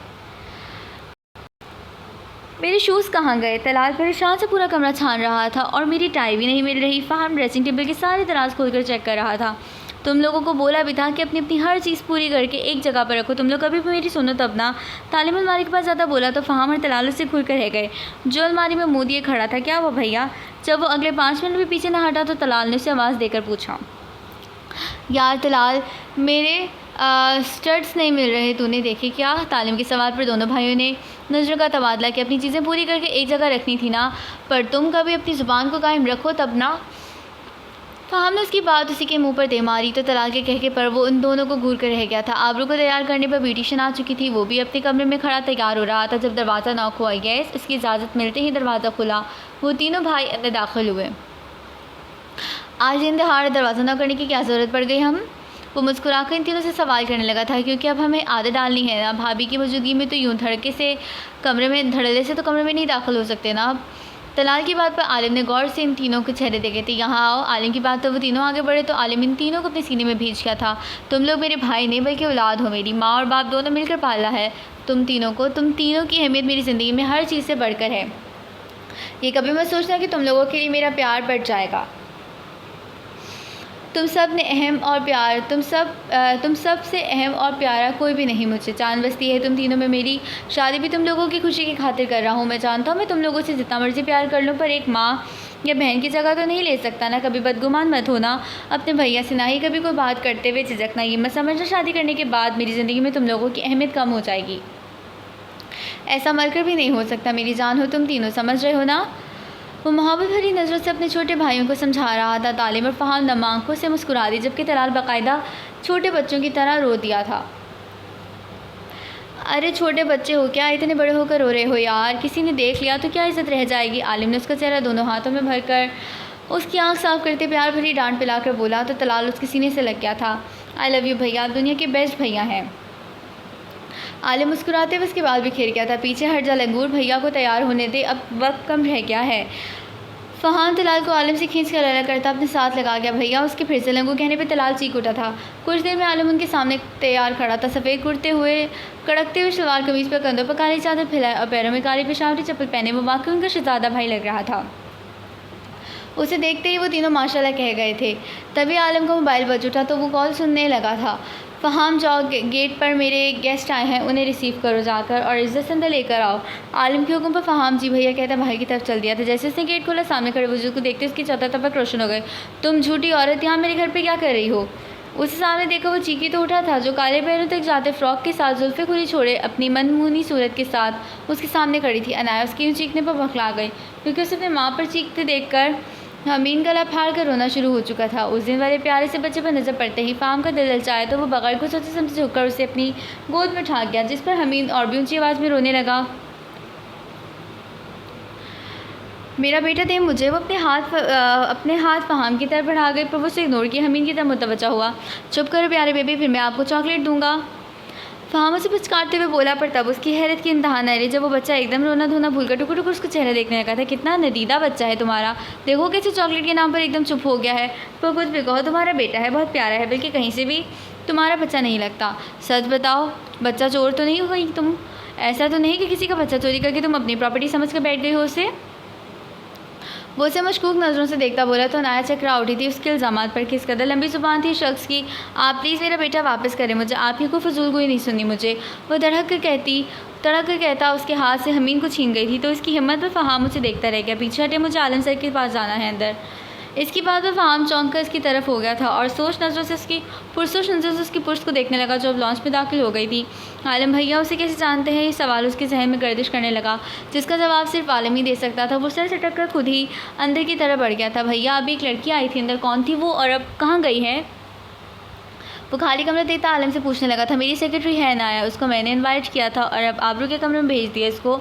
मैंने सोचा आबरू को कंपनी मिल जाएगी, इस वक्त उसे ज़रूरत होगी किसी हमराज की। आलम की बात पर वो सर हिलाकर रह गया और फिर देखते ही देखते निकाह का वक्त भी आन पहुंचा। निकाह में इन चारों भाइयों और आबरू के अलावा सिर्फ इनार और आलिम के 3 दोस्त थे। निकाह वक़ा के आते ही आलिम ने फ़हाम और तालिम को आबरू के कमरे की तरफ भेजा ताकि उसे बाहर ले आएँ। निकाह का इंतज़ाम घर के कुशादा लॉन में किया गया था। कुछ पल के बाद वो उसे तालिम, फ़हाम और इनाया की हमरा वहाँ आते दिखाई दी तो वो उसके एहतराम में बेसाख्ता उठ खड़ा हुआ। लाल जोड़े में सजी संवरी वो अपने हसीन मुखड़े को साथ इस वक्त लंबे से घूंघट में छुपाए हुए थी। वो आकर चाली के दूसरी पार बैठी तो आलम भी अपनी जगह बैठ गया और फिर कुछ ही देर में वो दो अजनबी लोग निकाह जैसे पाक और अटूट रिश्ते में बन चुके थे। वो लरसती कामती बेचैनी से अपने दोनों हाथ मसल रही थी। खाना खाने और फिर तस्वीरें बनाने के बाद तलार और इनाया उसे आलम के कमरे में छोड़कर जा चुके थे। उसकी ज़िंदगी में एकदम इतना बड़ा बदलाव आया था कि वो खुद हैरान थी। इसका दिल बेतहाशा घबराने लगा तो वो चेहरे के आगे पड़ा घूंघट उल्टा कर गई थी। ठीक इसी वक्त कमरे का दरवाज़ा खुला तो भगलाती हुई घूंघट वापस चेहरे पर गिरा गई थी। आलम अंदर दाखिल हुआ और अपने पीछे कमरे का दरवाज़ा लॉक कर गया। फिर धीरे धीरे बेड की तरफ कदम बढ़ाने लगा। वो उसके करीब बेड पर आकर बैठा तो आबरू भी साख्ता खुद में सिमटने लगी थी। अस्सलाम वालेकुम, उसने भारी लहजे में सलाम किया तो वो मुँह में ही जवाब देती महज सर हिला गई। कैसी हैं आप? वो हाल पूछने के साथ ही अपने हाथ उसके चेहरे की तरफ बढ़ाता घूंघट उलट गया था। माशाल्लाह, उसके चेहरे पर नजर पड़ते ही आलम के मुंह से बेसाख्ता अल्फाज अदा हुए थे। वो धीरे से उसके लड़से कामते हाथों को अपने मजबूत भारी हाथों की गिरफ्त में कैद कर गया था। उसके हाथों को अपने हाथों में कैद किया। वो उसके चेहरे पर झुकता उसकी सभी पेशानी पर अपने तपते हुए लब रख गया। आबरू लहर उठी थी। निकाह बहुत मुबारक हो मिसेस आलम। उसकी पेशानी पर अकीदत के फूल खिलाने के बाद वो उसके कान के करीब झुकता खूबसूरत अल्फाज में खूबसूरत इज़हार से नवाज किया था। आप मुझे मुबारकबाद नहीं देंगी? वो उसके हाथों को अपने हाथों में सहलाता उसकी झुकी पलकों को देखते हुए पूछने लगा तो वो महज एक पल के लिए पलकों की बार उठाकर उसकी आंखों में झांकने लगी। आपको भी निकाह मुबारक। धीरे से बोलती वो फिर से अपना सर झुका के मैं जानता हूँ आबरू से बहुत जल्दी हुआ और आपके लिए सब कबूल करना इतना आसान नहीं, पर आप हर बात दिल और दिमाग से निकाल कर सिर्फ इतना याद रखें कि खुदा ने आपके नाम के साथ मेरा नाम जोड़कर मुझे आपके जिस्म जान का साथी बनाया है। मेरे लिए आपकी इज़्ज़त, आपकी राय सबसे मुकद्दम है। आपको अपने शौहर से डरने या खौफज़दा होने की कोई ज़रूरत नहीं। अगर आप मुझसे ही डरेंगी तो मुझे खुद पर अफसोस होगा। आपको इस रिश्ते को समझने और आगे बढ़ाने के लिए जितना वक्त चाहिए आप ले सकती हैं, पर उसके लिए आपको मेरे करीब ही रहना होगा, मुझ पर यकीन करना होगा। समझ रही हैं ना आप? आलिम के अल्फाज, इसका नरम लहजा आबरू पर एक सहज तारी कर गए थे जिसकी वजह से वो इस बात में सर हिला गई तो आलिम अपने हाथों में दबे उसके नाजुक हाथों को छुकर अपने होंठों का लम्स छोड़ता बेड से उठ खड़ा हुआ था। चेंज करके ईजी हो जाए, थक गई होंगी ना आप? वो बेड के करीब खड़ा होता अपना हाथ बढ़ा गया तो वो अपना नाजुक हाथ उसके मजबूत हाथों में देकर बेड से उतर आई थी। आलिम ने अलमारी खोलते एक जोड़ा निकाल कर उसके हाथों में पकड़ाया जिसे थाम कर वो बाथरूम की जाने बढ़ गई थी। फ्रेश होने के बाद वो वापस आई तो कमरे में अंधेरा छाया था। सिर्फ नाइट बल्ब की मध्यम सी रोशनी कमरे में फैली हुई थी। आलिम चेंज कर चुका था, बेड पर दराज था। दरवाज़ा खुलने की आवाज़ पर उसने सिम देखा जहाँ वो गुलाबी रंग के नाइट सूट में खड़ी एक छोटी सी बच्ची लग रही थी। उसने हाथ के इशारे से उसे पास बुलाया तो वो झिझकती हुई बेड की दूसरी साइड पर आकर बैठ गई थी। लेट जाएं, काफ़ी वक्त हो चुका है, अब हमें सो जाना चाहिए। आलिम की बात तो वो ज़ोर शोर से सर हिलाती किनारे पर लेट गई थी। दिल की धड़कन तो तभी रुकी थी जब वो उसे बाजू से पकड़ कर खींचता अपने सीने पर गिरा गया। आपकी जगह यहाँ है, इसको अपना मस्कन समझे। उसका सर अपने सीने पर रखता उसके कमर के गिर्द बाजू फैलाया, उससे अपने साथ लगाता उसके कान में सरगोशी कर गया तो वो उसकी शर्ट को दोनों हाथों में दबोचती सख्ती से आंखें मीच गई थी। उसकी हालत तो वो ज़ेरे लब मुस्कुराता खुद भी सुकून से आंखें मूंद गया। उसे नींद में ही किसी की गहरी नज़रों का इर्तिकाज़ अपने चेहरे पर महसूस हुआ तो कसमसा कर धीरे से आंखें खोल गई थी। उसकी आंखें सीधा उसकी गहरी आंखों से जा टकराईं जिस पर झुका उसे तकने में मसरूफ़ था। उसकी नज़रों की रपक महसूस कर वो आबरू झुझक सी गई थी। एक ही रात में वो इंसान उसके वजूद के साथ साथ उसकी हर आती जाती सांस अभी दस्तरस पा गया था। फिर पीछे हटें प्लीज़। वो उसके सीने पर अपना लरसता हुआ हाथ जमा कर उसे पीछे करने की कोशिश करती हुई बोली तो आलिम उसका लरसता हुआ हाथ अपने मजबूत हाथ में थाम गया था और अगर पीछे ना हटो तो। उसकी शरारत से पूछने पर आबरू ने हैरत से नज़र उठाकर उसे देखा। आलिम जैसे संजीदा इंसान से वो किसी किस्म की शरारत की तवक्को तो नहीं कर सकती थी। सहरी का वक्त हो गया है। वो उसकी तवज्जो सामने लगी घड़ी की तरफ करवा गई।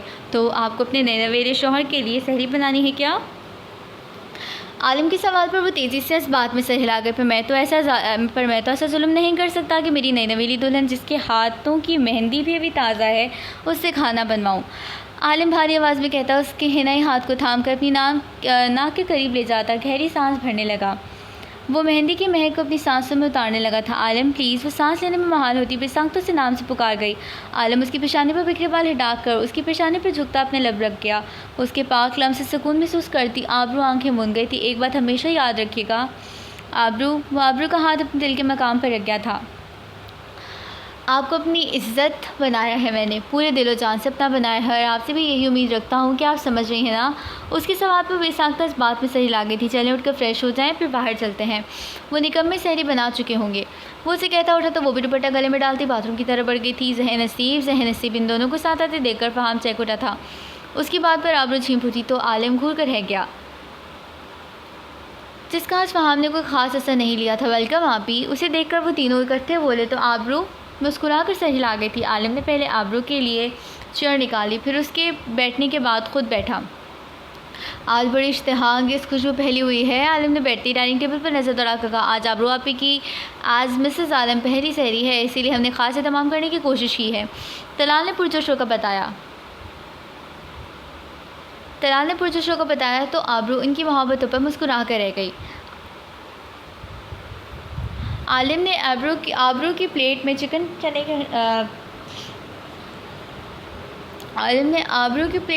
चने डाले तो वो पूरे के साथ खाने लगी। तो फिर बताइए आप ही कैसे लगे आपको? फहाम ने पूछा तो चौंक कर अपने सामने पड़े सालन को देखने लगी। बहुत अच्छे बने हैं, बहुत यमी। वो मुस्कुरा कर बोले, उसे वाकई बहुत मज़ा आ रहा था खाने का। लग ही नहीं रहा था कि लड़कों ने सब बनाया है। अरे आप ही मेरे खाने के मुतालिक नहीं बल्कि आलिम भैया के बारे में पूछ रहा हूँ। आपको आलम भैया कैसे लगे? फहाम के सवाल पर पानी पीती आबरू को ज़ोर का फंदा लगा था। वो पूरी तरह खांसने लगी। आलम ने जल्दी से पानी का ग्लास उसके सामने किया और उसे मुंह से लगाया, साथ ही साथ फहाम को भी भरपूर घूरी से नवाजा था। वो नॉर्मली तो कंफ्यूज होकर सबको देखने लगी। अच्छे हैं, धीमी सी आवाज़ में बोलकर अपनी प्लेट पर झुक गई थी। मैं हैं इतना बड़ा जुल्म, खाना बहुत अच्छा था और भैया सिर्फ अच्छे हैं। इतना खुल्लम खुल्ला साथ क्यों भाई? तालिम ने भरपूर ड्रामा अंदाज में पूछा तो वो बेबसी से आलिम की तरफ देखने लगी। चुपचाप सहरी करो, खबरदार अगर अब मुझे किसी की भी आवाज़ आई तो। आलिम की संजीदा तनबी पर वो सब मुंह पर सुरकर अपनी अपनी प्लेट पर झुक गए थे। वो अपने मखसूस पत्थर पर बैठी नोट्स बना रही थी। जब वो उसके सामने आ बैठा वो ज़रा भी हैरान नहीं हुई।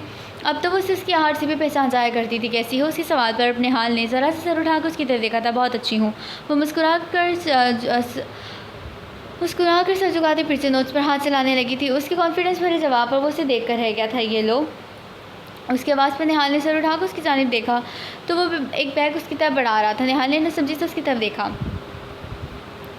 पकड़ लो, यकीन करो इसमें खुदकश बम मौजूद नहीं है जो तुम्हें राख कर देगा। उसकी बात पर निहाल खौफज़दा होती उसके हाथ से बैग थाम गई। अब खोल के भी देखो या सिर्फ पकड़ कर घूरने को नहीं बोला मैंने। तालिम ने उसे यूं ही बैग पकड़े देकर बोला तो वो न समझी से उसे देखकर सर हिलाती बैग खोलने लगी। बैग के अंदर नज़र पड़ते उसकी आंखें चमक उठी थी। वो बैग में मौजूद एक किताब को हाथों से छूकर देखने लगी। ये किसकी है? वो आंखों में इश्तियाक लिए पूछने लगी। तुम्हारी है। वो उसके चमकते हुए चेहरे पर नज़र डाल कर बोला तो वो बेयकीनी से उसे देखने लगी, जिस पर मैं सर हिला गया। आप बहुत अच्छे हैं, बहुत ज़्यादा अच्छे हैं। उसे समझ नहीं आ रहा था कि सामने बैठे इंसान को शुक्रिया किस तरह अदा करे। उसे किताबों से इश्क था और उसका इश्क उसकी दस्तरस से हमेशा दूर रहा था, क्योंकि उसके पास किताबें ख़रीदने के लिए पैसे नहीं होते थे। आपको पता है मैं हमेशा से, इससे पहले कि वो अपनी बात मुकम्मल करती कोई तेज़ी से उसकी बात काट गया। निहाल आप ही जल्दी चलो, आपकी अम्मी की तबीयत बहुत ख़राब है। वो 10-12 साल का बच्चा था। उसके बाद मैं निहाल घबरा कर अपनी जगह से उठी और सब चीज़ें समेटने लगी थी। चलो मैं साथ चलता हूँ, मेरे साथ आ जाओ, हम जल्दी पहुँच जाएंगे। तालिम ने बाइक पर बैठते उसे पीछे बैठने का इशारा किया तो परेशानी में से लाती उसे फासले पर बैठ गई थी। वो लोग निहाल के घर पहुंचे तो काफ़ी लोग उसके घर के दरवाजे के आगे जमा थे। निहाल का दिल घबराने लगा था। वो तेज़ी से अंदर की तरफ बढ़ी, जबकि उसे यूँ एक जवान लड़के के साथ आता देखकर लोगों में चहमगुइयाँ होने शुरू हो गई थी। अम्मी वो आवाज़ें लगाती अंदर की तरफ बढ़ी, पर सामने नज़र आता मंजर उसको साफ कर गया था। छोटे से सहन के दरमियान में उसकी माँ की चपाई पड़ी थी, जिस पर उसकी माँ का बेजान वजूद पड़ा था। कुछ ख़वातीन इर्द गिर्द बैठी थीं।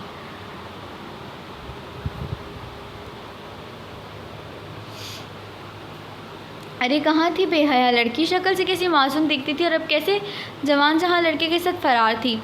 हाँ माँ बिस्तर पर पड़ी थी और बेटी आशी के साथ रंगरलियाँ मना रही थी। उन हरकतों की वजह से ही इसकी माँ सदमा लेकर मर गई। अरे माँ को मार दिया उसने अपनी हमारा आदत की वजह से। अल्फाज थे खंजर जो निहाल के कानों के साथ उसको सीना छलनी कर रहे थे।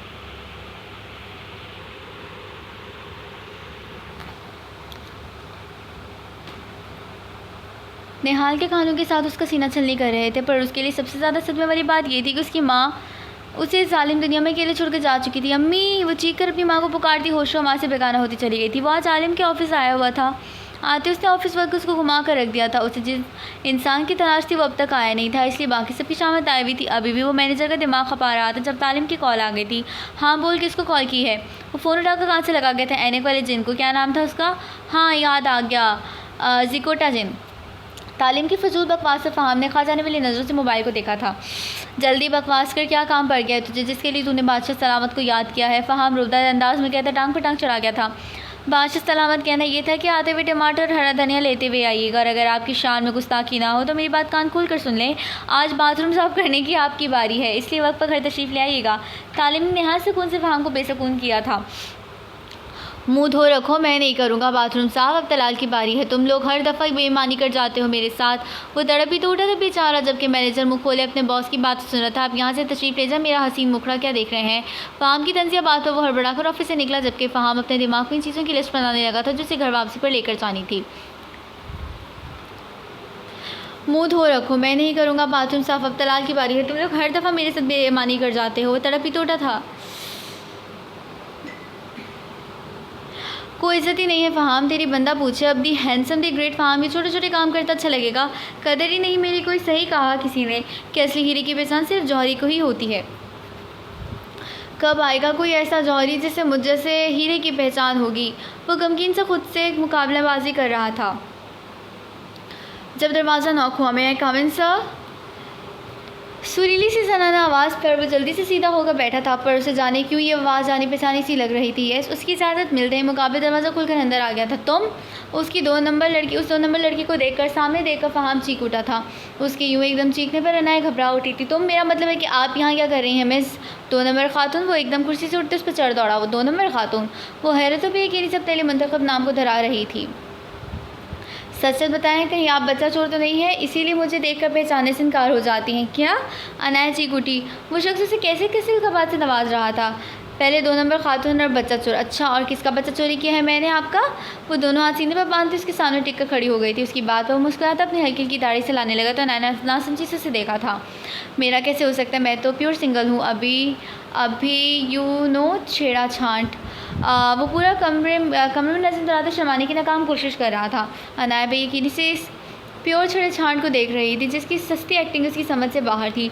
आप शायद भूल रहे हैं मिस्टर फ़हाम, मैं आलम सर की सेक्रेटरी हूँ। इसके याद दिलाने पर फ़हाम ने ओ कहते समझने वाले अंदाज में सर हिलाया था। लेकिन मेरा सवाल अभी वही है मिस बच्चा चोर, कि आपने मुझे आलम पहचानने से इनकार क्यों कर दिया था? वो टेबल पर दोनों हाथ रखते आगे को झुककर उसकी आंखों में आंखें डालकर पूछने लगा तो वो नज़र चुरा गई थी। मैं आपको जवाब देना ज़रूरी नहीं समझती। इसके जवाब पर फ़हाम ने सताइशी अंदाज में अब्रुझ खाए थे। पर आपको जवाब देना पड़ेगा मिस बच्चा चोर, क्योंकि इस वक्त मैं आपका बॉस हूँ और हर एम्प्लॉय बॉस को जवाबदाह होता है। इसकी बात पर अनाया लबरेज कर गई थी। सबसे पहले तो प्लीज़ मुझे इन अजीबोगरीब नामों से पुकारना बंद करें। अनाया नाम है मेरा। दूसरी बात, मैं नहीं चाहती कोई मुझे आपके साथ देखकर गलत मतलब समझे। इसकी बात पर फ़हाम सर हिलाने लगा था। ठीक है मान लिया, पर हमीन को अस्पताल भी तो मैं ही लेकर गया था ना आपके साथ, तब कोई गलत मतलब नहीं ले सकता था क्या? उसके सवाल पर अनाया का दिल के अपना सर पीटे। तब मेरी मजबूरी थी सर, मुझे उस दुनिया में अपने बेटे से ज़्यादा अजीज़ कुछ भी नहीं। उसकी जान की खातिर मैं हर खतरा मोल ले सकती हूँ। उसकी बात पर फ़हाम ने मुतासिर की नज़रों से अपने सामने मौजूद छोटी सी लड़की को देखा। बस एक आखिरी सवाल उसकी बात पर अनाया आंखें घुमा कर रह गई थी। पूछिए। वो जानती थी उसके मना करने पर कौन सा उसने मना हो जाना है। हमीना आपका सगा बेटा है क्या? उसके सवाल पर अनाया का दिल के अपना सर पीट लिया। जी सर, मेरा सगा बेटा है। अब प्लीज़ हम काम की बात कर सकते हैं? वो तंग आकर बोली तो बुलाकर फ़हाम को उस पर तरस आ गया और सर हिलाकर काम की तरफ मुतवज्जो हो गया। अल्फाज थे खंजर जो निहाल के कानों के साथ उसकी सीना छलनी कर रहे थे, पर उसके लिए सबसे ज़्यादा सदमे वाली बात ये थी कि उसकी माँ उस जालिम दुनिया में अकेले छोड़कर जा चुकी थी। अम्मी, वो चीख कर अपनी माँ को पुकारती होशो हवा से बेगाना होती चली गई थी।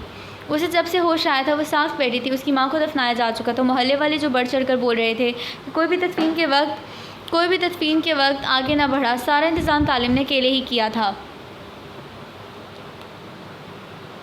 निहाल की माँ को दफनाने के बाद वो जब निहाल के घर वापस आया तो अंदर से ऊंचा ऊंचा बोलने की आवाज़ें आ रही थी। वो तेज़ी से दरवाज़ा पार करता अंदर की तरफ बढ़ा। हम ऐसी हमारे लड़की को अपने मोहल्ले में बिल्कुल भी नहीं रखेंगे जो माँ के होते हुए अपनी करतूतों से बाज ना आए। वो अब अकेले रहते हुए क्या कुछ ना करेगी। एक औरत की चिंगारती आवाज़ पर तालिम ने बिलब भींच लिए थे। सही कहा बहन, हम शरीफ लोग हैं, ऐसा अगर नहीं बर्दाश्त कर सकते। आखिर हमारी हमारी भी जवान बेटियां हैं कि एक दूसरी खातून थी। बस कर दें आप लोग, शर्म नहीं आती आप लोगों को एक शरीफ और मासूम पर इल्ज़ाम लगाते हुए। तालिम का सब जवाब दे गया तो वो चीख उठा था, तुम्हें शर्म आई क्या? उसके साथ मुंह काला करने के बाद यूं दीदा दलेरी से हमारे सामने डट कर खड़े होते हो। वो अब हाथ नचाने चाहकर चीख रही थी, मैं कहाँ जाऊँगी, मेरा तो इस दुनिया में और कोई नहीं, प्लीज़ रहम करें मुझ पर। निहाल लरसती टांगों पर वज़न डालती आगे बढ़ी और इन लोगों की तरले करने लगी थी। तुम पागल हो गई हो, अपने ही घर में रहने के लिए इन जैसी घटिया सोच के लोगों के सामने झुक रही हो। ये तुम्हारा घर है, यहाँ से तुम्हें कोई नहीं निकाल सकता। वो उस पर सख्त नज़र डालता हुआ बोला, मरने वाली हालत को पहुंची हुई थी, कैसे रहेगी यहाँ? हम भी देखते हैं कैसे रहती है यहाँ। इस औरत की बात पर निहाल ऊँची आवाज़ में रोने लगी तो आलिम ने लब भींच कर जेब से मोबाइल निकाला और आलिम को कॉल मिलाई। भैया एक प्रॉब्लम बन गई है, मैं एड्रेस भेज रहा हूँ, प्लीज़ इसी वक्त आ जाएँ, बाकी सारी बात आपको यहाँ का पता चल जाएगी। आलिम ने ओके कहते कॉल कट कर दी। तालिम जानता था कि 5 मिनट में आलिम यहाँ होगा और वाकई ठीक 5 मिनट बाद आलिम वहाँ मौजूद थी। यहाँ क्या कर रहे हो तालिम, और ये मुजमा क्यों लगा हुआ है? इससे पहले कि आलिम के सवाल का जवाब देता है, एक औरत चीख उठी थी, अरे सामने खड़ी गुन्नी मीसनी लड़की के साथ मुंह काला करता है तुम्हारा भाई, जिसका पता उसकी माँ को छल गया और वो बेचारी सदमा लेकर इस दुनिया से ही रुखसत हो गई। इसकी गलत बयानी पर निहाल रोती हुई नफ़ी में सर हिलाने लगी, जबकि तालिम का बस नहीं चल रहा था कि कुछ कर डाले। ये झूठ बोल रही है भैया, ऐसा कुछ नहीं है। बेबसी से बुरी तरह रोती हुई निहाल को देखकर आलिम से बोला था, मुझे अपनी तरबियत पर पूरा भरोसा है, मैं जानता हूँ मेरे बच्चे को गिरी हुई हरकत नहीं कर सकती, तो मुझे पूरी बात बताओ तालिम। वो तालिम के कंधों पर दोनों हाथ रखता बोला तो उसने सर हिलाते पूरी बात बताने शुरू कर दी। आप लोगों को शर्म नहीं आती? एक मासूम के साथ यूँ करते हुए अल्लाह से खौफ महसूस नहीं होता? किसी बेगुनाह पर बहुतान बांधते हुए वो इन सब लोगों को गुस्से से कहता रोती हुई निहाल के पास गया और उसके सर पर हाथ रख गया था। चुप करो बेटा, मैं आपके साथ कोई नाइंसाफ़ी नहीं होने दूंगा। वो इसके सर पर हाथ रखकर बोला तो मोहल्ले वालों को एक और मौका मिल गया था। हाँ, तुम भी तो इसी लड़के के भाई हो ना? अकेली लावारिस लड़की मुफ्त में मिल रही है तो क्यों हाथ से जाने दोगे? इस औरत की बकवास पर इन तीनों भाइयों का दिल किया कि इसका मुँह तोड़ दें। अरे मुफ्त में क्यों लेकर जाएंगे? हम बाकायदा मौलवी साहब के सामने 3 मरतबा कबूल है कहलाएंगे, फिर ही लेकर जाएंगे। फ़ाहम तड़क का बोला तो आलिम ने चौंक कर उसे देखा था। बेटा, मैं आपका बड़ा भाई बनकर फ़ैसला कर रहा हूँ, अकेली लड़की का इस माशरे में जीना अज़ाब है और बगैर किसी रिश्ते के हम आपको साथ नहीं रख सकते। मेरा भाई ज़ुबान का ज़रा तेज़ है, इसकी ज़ुबान जहाँ मर्ज़ी फिसल जाती है, वरना लड़का अच्छा है। क्या मेरे भाई से निकाह करेंगी आप? आलिम की बात पर निहाल ने एक बेबस निगाह अपने इर्द गिर्द डाली, जहाँ कोई भी उसको पल के लिए बर्दाश्त करने को तैयार न था। वाकई के लिए लड़की का क्या मकाम था इस माशरे में? जगह जगह भीड़ी निकलने को तैयार खड़े थे। वो जब आंखों से इस बात में सर हिला गई तो आलिम मुस्कुरा दिया था। क्या तुम तैयार हो फ़हाम? आलिम के सवाल पर फ़हाम और तालिम दोनों ने फटी फटी नज़रों से पहले आलिम को देखा, फिर एक दूसरे को देखा था। भैया, आप तो जानते हैं ना, ज़ुबान में हड्डी नहीं होती, गोश्त का लोथरा होती है, इसलिए जब मर्ज़ी जहाँ मर्ज़ी फिसल जाती है। मेरी भी यूँ भी फिसल गई। मैं तो बकवास करता रहता हूँ, मेरी किसी बात को सीरियस मत लिया करें। बेचारा तो को क्या गया फ़हाम? आलिम की तनवी पर उसकी फिर से फिसलती हुई ज़ुबान को ब्रेक लगी थी। जी भैया, वो मरी मरी आवाज़ में बोलता बेबसी से तालिम की जानिब देखने लगा, जिसे खा जाने वाली नज़रों से देख रहा था। मैंने पूछा कि तुम तैयार हो? आलिम ने अपना सवाल दोहराया तो फ़हाम दान पर दान जमाता सर हिला गया। तो फिर जाओ और करीबी मस्जिद से मौलवी साहब को लेकर आओ जल्दी। आलिम के हुक्म पर वो एक बेबस निगाह तालिम पर डालता वहाँ से चला गया। कुछ देर बाद वो मौलवी साहब को लेकर वापस आए तो वो सब वहाँ मौजूद थे। इसने एक तालाब और आलिम दोनों पे चेहरे पर निगाह डाली जो जब से शुरू हो रहा था। फ़हाम सारा मामला समझ चुका था। वो किसी तरह आलिम की इन गलत फहमी दूर करना चाहता था, पर उसकी हिम्मत ही नहीं पड़ रही थी। आलिम मौलवी साहब को लेकर अंदर कमरे में चला गया था जहाँ निहाल मौजूद था। आबरू भी निहाल के पास थी। तालिम सर हाथों में गिराए बैठा था। फ़हाम थूक निकलता उसके पास जाकर बैठ गया। सुन तालिम। उसके पुकारने पर तालिम ने खूनखवार नज़रों से उसकी जानिब देखा तो उसके यूँ देखने पर फ़हाम ने थूक निकला था। तो चुप रह, बस मुझे तेरी कोई बात नहीं सुनी, क्योंकि तेरी ज़ुबान फिसल गई तो मेरा हाथ नहीं रुकेगा। तेरी इस 2 फीट लंबी ज़ुबान ने मुझे कहीं का नहीं छोड़ा। वो तेज से कहता आखिर में सर हाथों में गिरा गया। तो फ़हाम ने बेबसी से उसकी तरफ देखा था।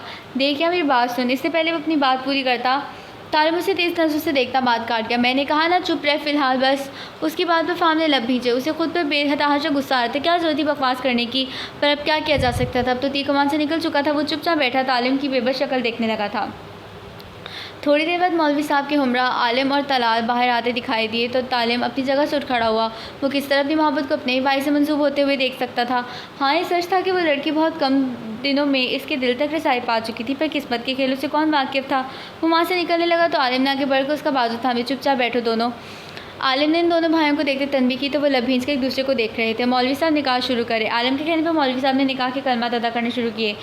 तालिम करीम वल्द करीम अहमद आपका निहाल अब्बास बिनते अब्बास अली से निकाह कबूल है। मौलवी साहब के पूछने पर तालिम ने एक झटके से आलिम की तरफ देखा। उसकी आंखों में बेयकीनी ही बेयकीनी थी। साथ बैठे फ़हाम ने बेसाख्ता सुकून भरी सांस खारिज की। आलिम ने मुस्कुराते हुए सर हिलाया, कबूल है कबूल है कबूल है। वो खुशी और बेयकीनी की कैफियत में तीनों कबूल है एक साथ ही बोल गया था। मौलवी साहब ने आंखें फाड़ कर उसकी बेचैनी मुआवजा की थी। बेटा मुझे कलमात तो दोहराने दो, ना हम कहीं भागे जा रहे हैं और ना ही तुम। मौलवी साहब की तंज पर वो दाढ़ी खुजा कर रह गया था। कबूल और रजाब के मराहिल के बाद वो आलिम के सीने से लगा तो उसकी आंखें नम हो गई थी। आलिम सिर्फ इनका बड़ा भाई ही नहीं, उनका बाप भी था और माँ भी। वो उनका सब कुछ था। थैंक्स भैया, वो नम आंखों से भर बोला तो आलिम ने उसका चेहरा हाथों में थाम कर उसकी पेशानी चूमी थी। मेरे बच्चे हो तुम लोग, तुम सबके दिल के हाल से किस तरह ना वाकिफ़ रह सकता हूँ मैं। आलिम की बात पर नम आंखों से मुस्कुरा दिया। मुझे हार्ट अटैक देना ज़रूरी था क्या? मासूम बच्चे पर ज़रा सा तरस नहीं आया आपको?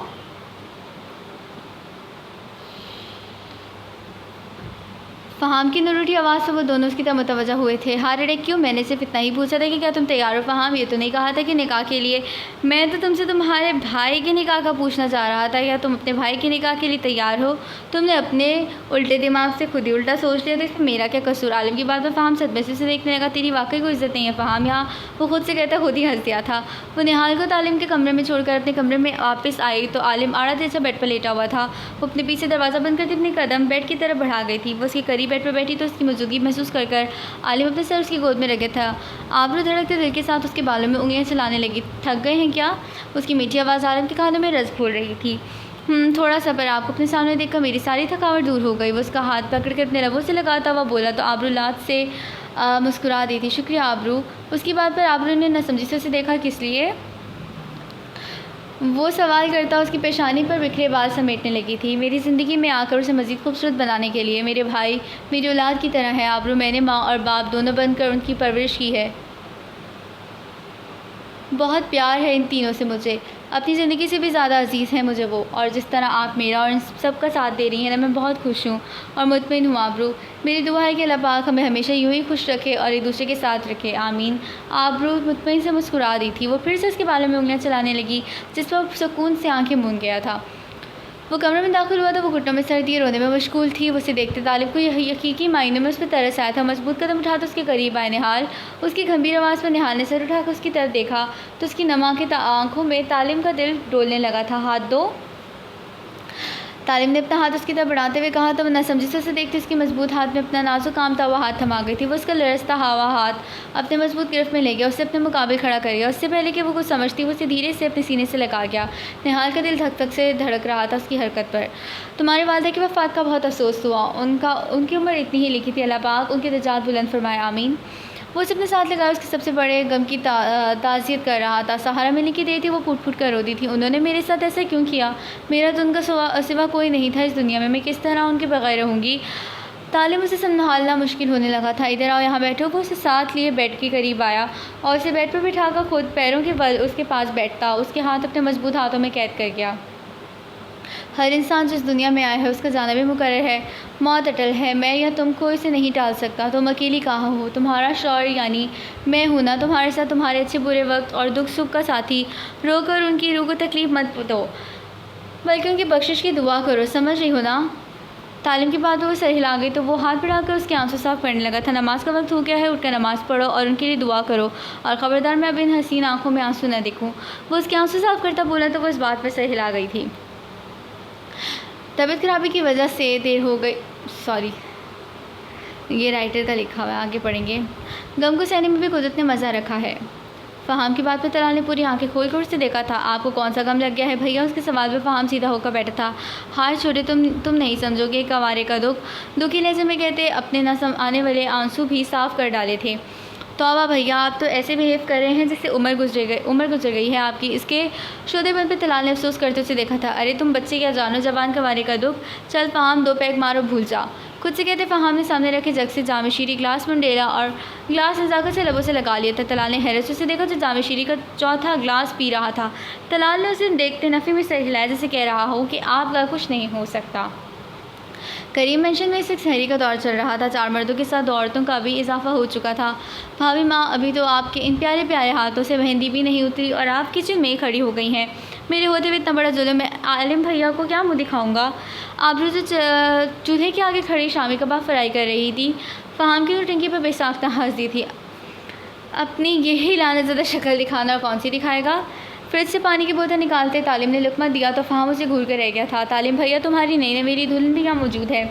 अगर चाहते हो कि पहले ही दिन इस बेचारी के सामने तुम्हारी इज़्ज़त नीलाम ना हो तो चुप करके यहाँ से खिसक जाओ। शाबाश। तालिम ने फ़हाम को फिर भरपूर घूरी से नवाजा, जिसकी नॉन स्टॉप ज़ुबान पूरी स्पीड से चल रही थी। वो जानता था कि वाकई उसकी इज़्ज़त का कबाड़ा कर देगा, इसीलिए चुप ही रहा। उसके यूँ खामोश रहने पर आबरू को फिर से हंसी आने लगी थी। चलो फ़हाम, ये बर्तन टेबल पर रखो जाकर। वो पराठा तवे पर डालती उसे बर्तन रखने का कहने लगी थी। जो हुक्म भाभी माँ। वो सीने पर हाथ रखते झुक कर बोला तो उसकी हरकत और तर्ज तखातुब पर वो छीन पड़ी थी। वो सब सहरी के लिए टेबल पर बैठे थे। आज उनमें एक और वजूद का इजाफा हो चुका था। वो घबराई सी तालिम के पहलू में बैठी थी। वाह भाभी वाह, आपके हाथों में तो जादू है। इतने लजीज पराठे मैंने आज तक नहीं खाए। हमें तो इस मोटे फ़हाम के हाथों के बदमज़ा पराठे खाने को मिलते थे, जो देखने में ऑस्ट्रेलिया के नक्शे लगते थे और खाते हुए जायके कच्चे आटे और घी का आटा था। तालिम की बात में फ़हाम को तो सदमा ही लग गया था। कितना तोता चशम इंसान है तू तालिम। वो तू ही था ना जो मेरे तल्ले करके मुझसे पराठे बनवाता था और 3 दिन खा जाता था मज़े मज़े में तो। और ये भी कहता था कि फ़हाम तुम जैसा पराठा को बना ही नहीं सकता। अब किस तरह अपनी ज़ुबान से फिर गया है तू। इस बेचारे का सदमा तो ख़त्म होने में नहीं आ रहा था। हाँ तो मैंने सच्ची तो कहा था, तुम जैसा पराठा कोई नहीं बना सकता। अरे भाई, को इसका तो बद जायका पराठा बना भी किस तरह सकता है तुम्हारे अलावा। मज़े से कहता अपने सामने रखे पराठे से लुत्फ़ अंदोज़ हो रहा था, जबकि फ़हाम तो बोलने के लायक ही ना रहा था। दोस्त ना रहा, प्यार ना रहा, ज़िंदगी पे हमें एतबार ना रहा। फ़हाम दुख से कहते अपने पेट पर झुक गया था। उसकी हालत देखते सब हंसी रोकने की कोशिश में महाल हो रहे थे। आलिम के लबों पर भी मुस्कुराहट छलक गई थी। वो नफ़ी में सर हिला कर रह गया। फ़हाम वो आलिम के ऑफिस से निकलने लगा जब उसने पीछे से आवाज़ दे डाली, जी भैया। वो फ़ौरन आलिम की तरफ बढ़ता। मिस अनाया का नंबर बन जा रहा है, 3 दिन से ऑफिस भी नहीं आ रही। न्याजी साहब वाले प्रोजेक्ट की फ़ाइल उनके पास है, क्या तुम उनके घर जाकर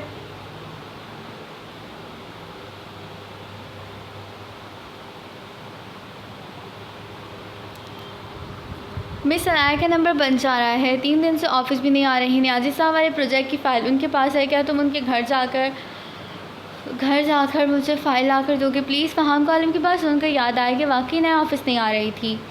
प्लीज़ बोल कर शर्मिंदा क्यों कर रहे हैं भैया, आप मुझे उनका एड्रेस सेंड कर दें, मैं जाकर ले आता हूँ। मुस्कुरा कर बोला तो आलिम को इत्मीनान हुआ था। आलिम ने उसे एड्रेस सेंड किया तो वो ऑफिस से निकल आया था। मतलूबा घर के सामने पहुँच उसने गाड़ी रोकी, बाहर निकल कर एक नज़र घर पर डाली। वो कोई ज़्यादा बड़ा घर नहीं था, नॉर्मल सा 3 मंजिला घर था। फ़हाम ने अपने कदम दरवाजे की तरफ बढ़ा दिए। जैसे ही उसने दरवाज़ा नॉक करने के लिए हाथ बढ़ाया, दरवाज़ा खुद ब खुद खुलता चला गया। वो मुंह उठाकर ऐसे ही अंदर नहीं जा सकता था, इसलिए वहीं दरवाजे पर रुक गया। अंदर से किसी बच्चे की रोने की आवाज़ आ रही थी। वो चौंक उठा, ये आवाज़ हुमीन की थी। उससे पहले कि मज़ीद कुछ सोचता, उसे किसी लड़की की खटी खटी चीखों की आवाज़ सुनाई दी। फ़हाम बगैर कुछ सोचे समझे घर में दाखिल हो गया कि रात से गुजर कर वो लॉन्च में दाखिल हुआ तो सामने का मंजर देखकर उसकी आंखें हैरत से फैल गईं। कोयल ज़मीन पर पड़ी अनाया को बुरी तरह पीट रही थी, जबकि हमीन पास खड़ा मामा मामा कहता रोता जा रहा था। मेरे बेटे के मरने के बाद तुझे तो पूरी आज़ादी मिल गई ना, बेहयाई की गैर मर्दों के साथ गुलछड़े उड़ाती है, हमारी इज़्ज़त नीलाम करती है, तुझे तो मैं इस लायक ही नहीं छोड़ूंगी। फ़हाम होश में आती तेज़ी से आगे बढ़ा, सौद को धक्का देकर पीछे किया था। क्या कर रही हैं, पागल हो गई हैं आप, इस बेचारी की जान लेंगी क्या। वो चीख कर बोलता नीचे बैठ कर अनाया को सीधा करने लगा जो अपनी आवाज़ खो रही थी। चेहरा जाबजा नीलों और थप्पड़ों के निशानात से लाल था। होंठ का किनारा फटा हुआ था जिसमें से खून बह रहा था। एक कौन है तू, मेरे घर में क्या कर रहा है। ओह समझ गई, तू भी मेरी इस बेवा बहू का कोई आशिक होगा जिसके इश्क में पागल होता। उसके पीछे यहाँ घर तक चला है। जहाँ इसकी पहली बार सुनकर फ़हाम को झटका लगा था, वहीं इसकी फजूल बात उसका दिल किया कि उसका मुँह थप्पड़ों से लाल कर दे, पर इसकी तबीयत उसे इस चीज़ की इजाज़त नहीं देती थी। वो उसकी कोई बात का जवाब दिए बगैर रोते हुए हमीन को उठाकर बाहर ले गया और गाड़ी में बिठा आया। वापस आकर अनाया को उठाने लगा। उससे ये मेरा पोता कहाँ है और उससे कहाँ लेकर जा रहा है, छोड़ उसे वरना चिक चिक का पूरा मोहल्ला इकट्ठा कर दूँगी। उसे अनाया को उठाकर ले जाता देखा वो चिंघाड़ने लगी थी। खामोश, एकदम खामोश। अभी पुलिस को कॉल करूँ तो यहाँ बुलवा सकता हूँ कि देखो हमारे ऑफिस की एक शरीफ लड़की का क्या हाल किया है इस सालिम औरत ने, और जानती भी हो क्या सज़ा होगी तुम्हें। तुम्हारे औरत होने का लिहाज कर रहा हो तो मुझे मजबूर मत करो किसी किस्म की बदतमीज़ी पर। अभी उसे हॉस्पिटल लेकर जा रहा हूँ, तुम्हारा बंदोबस्त मैं बाद में करता हूँ। वो तर्ज लहजे में कहता अनाया को लिए घर से निकल आया था। उसे आराम से बैक सीट पर लिटाने के बाद खुद ड्राइविंग सीट पर आया। मामा हमीद की खौफजदा आवाज़ पर वो गाड़ी चलाते हुए उसकी तरफ मुतवज्जा हुआ था। मामा को चोट लगी है, मामा को डॉक्टर के पास लेकर जा रहे हैं। डॉक्टर मामा को इंजेक्शन लगाएगा, वो मामा बिल्कुल ठीक हो जाएंगी। वो उसे प्यार से पुचकाता गाड़ी हॉस्पिटल की तरफ मुड़ गया था। वो अनाया को अस्पताल से सीधा घर लेकर आया। वो जब से घर आई थी हमीद को अपने साथ लगाए बस रोती ही चली जा रही थी। वो चारों भाई लॉन्च में बैठे थे, जबकि आबरू और निहाल को आलिम ने अंदर अनाया के पास भेजा था। कुछ बताया अनाया ने। आबरू कमरे से बाहर आकर आलिम के सामने सोफे पर बैठी तो आलिम ने पूछा। फ़हाम ने बेचैनी से उसकी तरफ जानिब देखा था। उसकी बेटी की पैदाइश से कुछ माह पहले ही उसके हस्बैंड की वफ़ात हो गई थी। वालिदैन हयात नहीं है और ससुराल वाले काफ़ी ज़ालिम हैं। अपना और अपने बेटे का पेट पालने के लिए जॉब करती थी, पर सास बुरी नज़रों से देखती थी। कल उसके लिए एक रिश्ता आया जिससे उसकी सास का कहना था कि वो काम के बहाने भाई मर्दों से मिलकर उन्हें अपने जाल में फंसाती है और उनके मरे हुए बेटे की इज़्ज़त नीलाम कर रही है। इतनी सी बात पर बेचारी का ये हाल कर दिया। आबरू के बताने पर वो सब अफसोस करने लगे, जबकि फ़हाम की आंखों में खून उतर आया था। भैया आप उनसे पूछें कि वो मुझसे शादी करेंगी क्या? फ़हाम के सवाल पर तीनों भाइयों ने झटके से उसकी जानिब देखा था। ये मुमकिन नहीं फ़हाम। आलम के टोटक इनकार पर फ़हाम ने भी यकीनी से उसकी जानिब देखा था। भैया आप उनसे पूछें कि मुझसे शादी करेंगी? आलिम के दो टोकनकार पर फ़हाम ने बेयकीनी से जान देखा। क्यों भैया, क्यों मुमकिन नहीं है? वो आलिम के मुकाबले खड़ा उससे सवाल कर रहा था, पर लहजे में आजिज़ी थी और आंखें झुकी हुई थी, क्योंकि मैं नहीं चाहता बच्ची ये समझे कि हम उसकी मजबूरी से फ़ायदा उठाने की कोशिश कर रहे हैं। वो इस वक्त बेसहारा और हम लोगों के रहम करम पर है। ऐसे में हम उस पर अपना फैसला मुस्तरद नहीं कर सकते। तो समझ रहे हो ना मेरी बात? आलिम की बात पर लब भींच कर रह गया। भैया अगर आपकी इजाज़त हो तो मैं सिर्फ एक बार अनाया से खुद बात कर सकता हूँ। मैं वादा करता हूँ उसे फ़ोर्स नहीं करूँगा और उसके फ़ैसले का एहतराम करूँगा। प्लीज़ भैया। वो आलिम के दोनों हाथ अपने हाथों में थाम कर उसकी मिन्नत समाजत करने लगा। तो आलिम ने एक नज़र आबरू की तरफ डाली जो उसे हाँ कहने का इशारा कर रही थी। वो गहरी सांस भर कर रह गया। ठीक है जाओ। उसके जवाब पर फ़हाम का चेहरा खिल उठा था। शुक्रिया मेरे प्यारे भैया, अल्लाह आपको ढेर सारे मुझ जैसे प्यारे प्यारे बच्चे दे। आमीन सुम्मा आमीन। वो जोश से दुआ देते वहाँ से भागा, जिस पर सबके कह के बुलंद हुए थे, जबकि आबरू शर्म से सर झुका कर रह गई। वो अपनी गोद में सोए हुए हमीद पर नजर जमाए मासी की यादों में खोई हुई थी। जब दरवाजे पर होती दस्तक तो उसे हकीकत की दुनिया में लापट का आ जाए। उसकी इजाज़त मिलते ही दरवाज़ा खुला और फ़हाम अंदर दाखिल हुआ था। अनाया क्या आप 5 मिनट मुझे दे सकती हैं कि ज़रूरी बात करनी है? फ़हाम की बातों पर सर हिलाती गोद में सोए हुए हमीद को आराम से बेड पर लेटा गई। फ़हाम ने हाथ के इशारे से कमरे में एक तरफ लगे सोफ़े की तरफ इशारा किया तो वो उसकी तरफ बढ़ गई थी। फ़हाम भी उसकी पैरवी करता साथ वाले सोफे पर बैठ के क्या सोचा है आगे का? उसके सवाल पर मैं न समझी से उसकी तरफ देखने लगी थी। क्या मतलब? वो वाकई उसके सवाल का मकसद नहीं समझी थी। मुस्तकबिल के बारे में क्या सोचा है? अब की दफ़ा उसने वाज़ेह अंदाज में पूछा। मैंने यही सोचा है कि सर से बात करूँगी कि मुझे ऑफ़िस की तरफ रिहाइश का बंदोबस्त कर दें या फिर किसी दारुल अमान चली जाऊँगी। उसके अकल पर फ़हाम अशश कर उठा था। मोहतरमा आप जानती भी हैं इस माशरे में अकेली औरत का क्या मकाम है, उसे किस नज़र से देखा जाता है। हर जगह भूखे बेड़ी नोचने को तैयार नज़र आएंगे आपको। अकेली औरत की उस माशरे में कोई ज़िंदगी नहीं। और जहाँ तक बात है दारुल अमान की, तो आप नहीं जानती वहाँ किस कदर काले धंधे होते हैं। क्यों अपनी इज़्ज़त की दुश्मन बनना चाहती हैं? उसकी बात सुनते ही वो चेहरा हाथों में छुपाए फूट फूट कर रोती थी। मैं क्या करूँ, मैं कहाँ जाऊँ? उसके लहजे में बेबसी ही बेबसी थी। कहीं मत जाए, यहीं रहे। फ़हाम की बात पर अनाया ने चौंक कर उसकी जानिब देखा था। क्या मतलब? मैं यहाँ कैसे रह सकती हूँ? उसके सवाल पर फ़हाम उसकी जानिब कदर झुका था मुझसे शादी करके। उसकी बात पर अनाया को झटका लगा। क्या बकवास है, आप जानते भी हैं आप क्या बात कर रहे हैं? वो बेयकीनी से पूछने लगी। मैं अच्छे से जानता हूँ मैं क्या बात कर रहा हूँ। देखिए अनाया, घुमा फिरा कर बात करना पसंद नहीं मुझे, इसलिए सीधी बात करूँगा। मुझे पहली नज़र में ही आप अच्छी लगी थी। ये मत सोचिएगा कि आप हमारे रहम करम पर हैं इसलिए मैं आपकी बेबसी का फ़ायदा उठा रहा हूँ। मेरी शादी की उम्र हो चुकी है, मुझे एक अदद बीवी की ज़रूरत है और आपको एक अदद साहिबान की, जबकि आपके बेटे को एक अदद बाप की। अब आप सोच समझ कर फैसला कीजिएगा। वो सुन से उसकी सारी बातों को सुन रही थी। पर मैं पहले से शादीशुदा हूँ, पहला एतराज़ उठाया गया। तस्दीक कर ले मोहतरमा, आप शादीशुदा नहीं बल्कि बेवा हैं और आपको दूसरी शादी की पूरी इजाज़त है। एतराज़ को बहुत खूबसूरती से रद्द कर दिया गया। फिर मेरा एक बेटा भी है। धीरे से एहतजाज किया गया। शादी के बाद वो हम दोनों का बेटा होगा। मुझे यकीन है कि मैं उससे आपसे भी ज़्यादा मोहब्बत दूंगा। उसके जवाब से मुकावे के चेहरे पर रजामंदी के तासुरात झलकने लगे थे। पर मैं आपसे प्यार भी तो नहीं करती। एक और एतराज़, कोई बात नहीं, होले होले हो जाएगा प्यार। वो बहुत प्यार है नरमी से उसके सारे एतराज़ रद्द कर गया। तो वो सब कुछ अल्लाह पर छोड़ती इस बात में सर हिला गई। निकाह के बाद वो खुशी खुशी यहाँ से वहाँ उछलता फिर रहा था। कैसा फील हो रहा है भैया? दलाल ने उसके कंधे पर हाथ रखकर पूछा। आज लगता है मैं हवाओं में हूँ, आज इतनी खुशी मिली है। वो अपने फटे स्पीकर जैसी आवाज़ में गुनगुनाया तो तलाल ने भी साख्ते दोनों हाथ कानों पर रखकर से फासला इख्तियार किया। अल्लाह का वास्ता भाभी के सामने अपनी सुरीली आवाज़ का जादू ना जगाइएगा, वरना वो बर्दाश्त नहीं कर पाएंगी और बेहोश होकर गिर जाएंगी। उसके बाद तो फ़हाम को सदमा ही लग गया था। तुमने फ़हाम द ग्रेट की आवाज़ को इतनी इनडायरेक्टली भोंडी आवाज़ का, तुम्हारी हिम्मत कैसी है गुस्ताख। वो तलाल के गर्दन दबोच गया तो उसके चीखने पर सब इन दोनों की जानिब देखने लगे। आलिम ने नफ़ी में से हिलाते जैसे कह रहा हो कि इन दोनों का कुछ नहीं हो सकता। वो दोनों इसे किचन में मौजूद थी जबकि नाया कमरे में हमीन को तैयार करी थी। मर्द हजरात ईद की नमाज अदा करने गए हुए थे। निहाल जाओ शाबाश तैयार हो जाओ, जाकर वो लोग आते ही होंगे। बस खीर का प्याला फ्रिज में रखते आबरू ने पास खड़ी निहाल से कहा जो फ्रेश जूस बना रही थी। जी आप ही जा रही हूँ, बस ये हो गया, आप भी चलें। निहाल ने जब आबरू को पकड़ाते हुए कहा जिसे पकड़ कर वो फ्रिज में रख गई थी। हाँ चल चलो तैयार हो जाओ, इनके आने से पहले हम भी, वरना हमारे शौहर नामदार के मिजाज नहीं मिलेंगे। आबरू की बात में निहाल मुस्कुरा कर रह गई थी। यूं ही बातें करते करते वो दोनों अपने अपने कमरों की तरफ बढ़ गई थी। निहाल ने एक नज़र घड़ी पर डालते जल्दी से अलमारी से अपना जोड़ा निकाला और बाथरूम की तरफ बढ़ गई। फ्रेश होने के बाद बाहर आए, बाल सुखाने लगी। बाल सुखा कर पुश्त पर खुला छोड़ने के बाद वो मेकअप उठाती अपने चेहरे को सजाने लगी। मेकअप करने के बाद उसने कानों में झुमके डाले और एक तफसीली नज़र अपने सरापे पर डाली। अपनी तैयारी से मुतमिन होने के बाद वो झुककर ड्रेसिंग टेबल पर बड़ी चूड़ियाँ उठाने लगी। जब कमरे का दरवाज़ा धीरे से खुलने और फिर बंद होने की आवाज़ उसके कानों से टकराई, वो अपनी जगह स्टिल हो गई थी।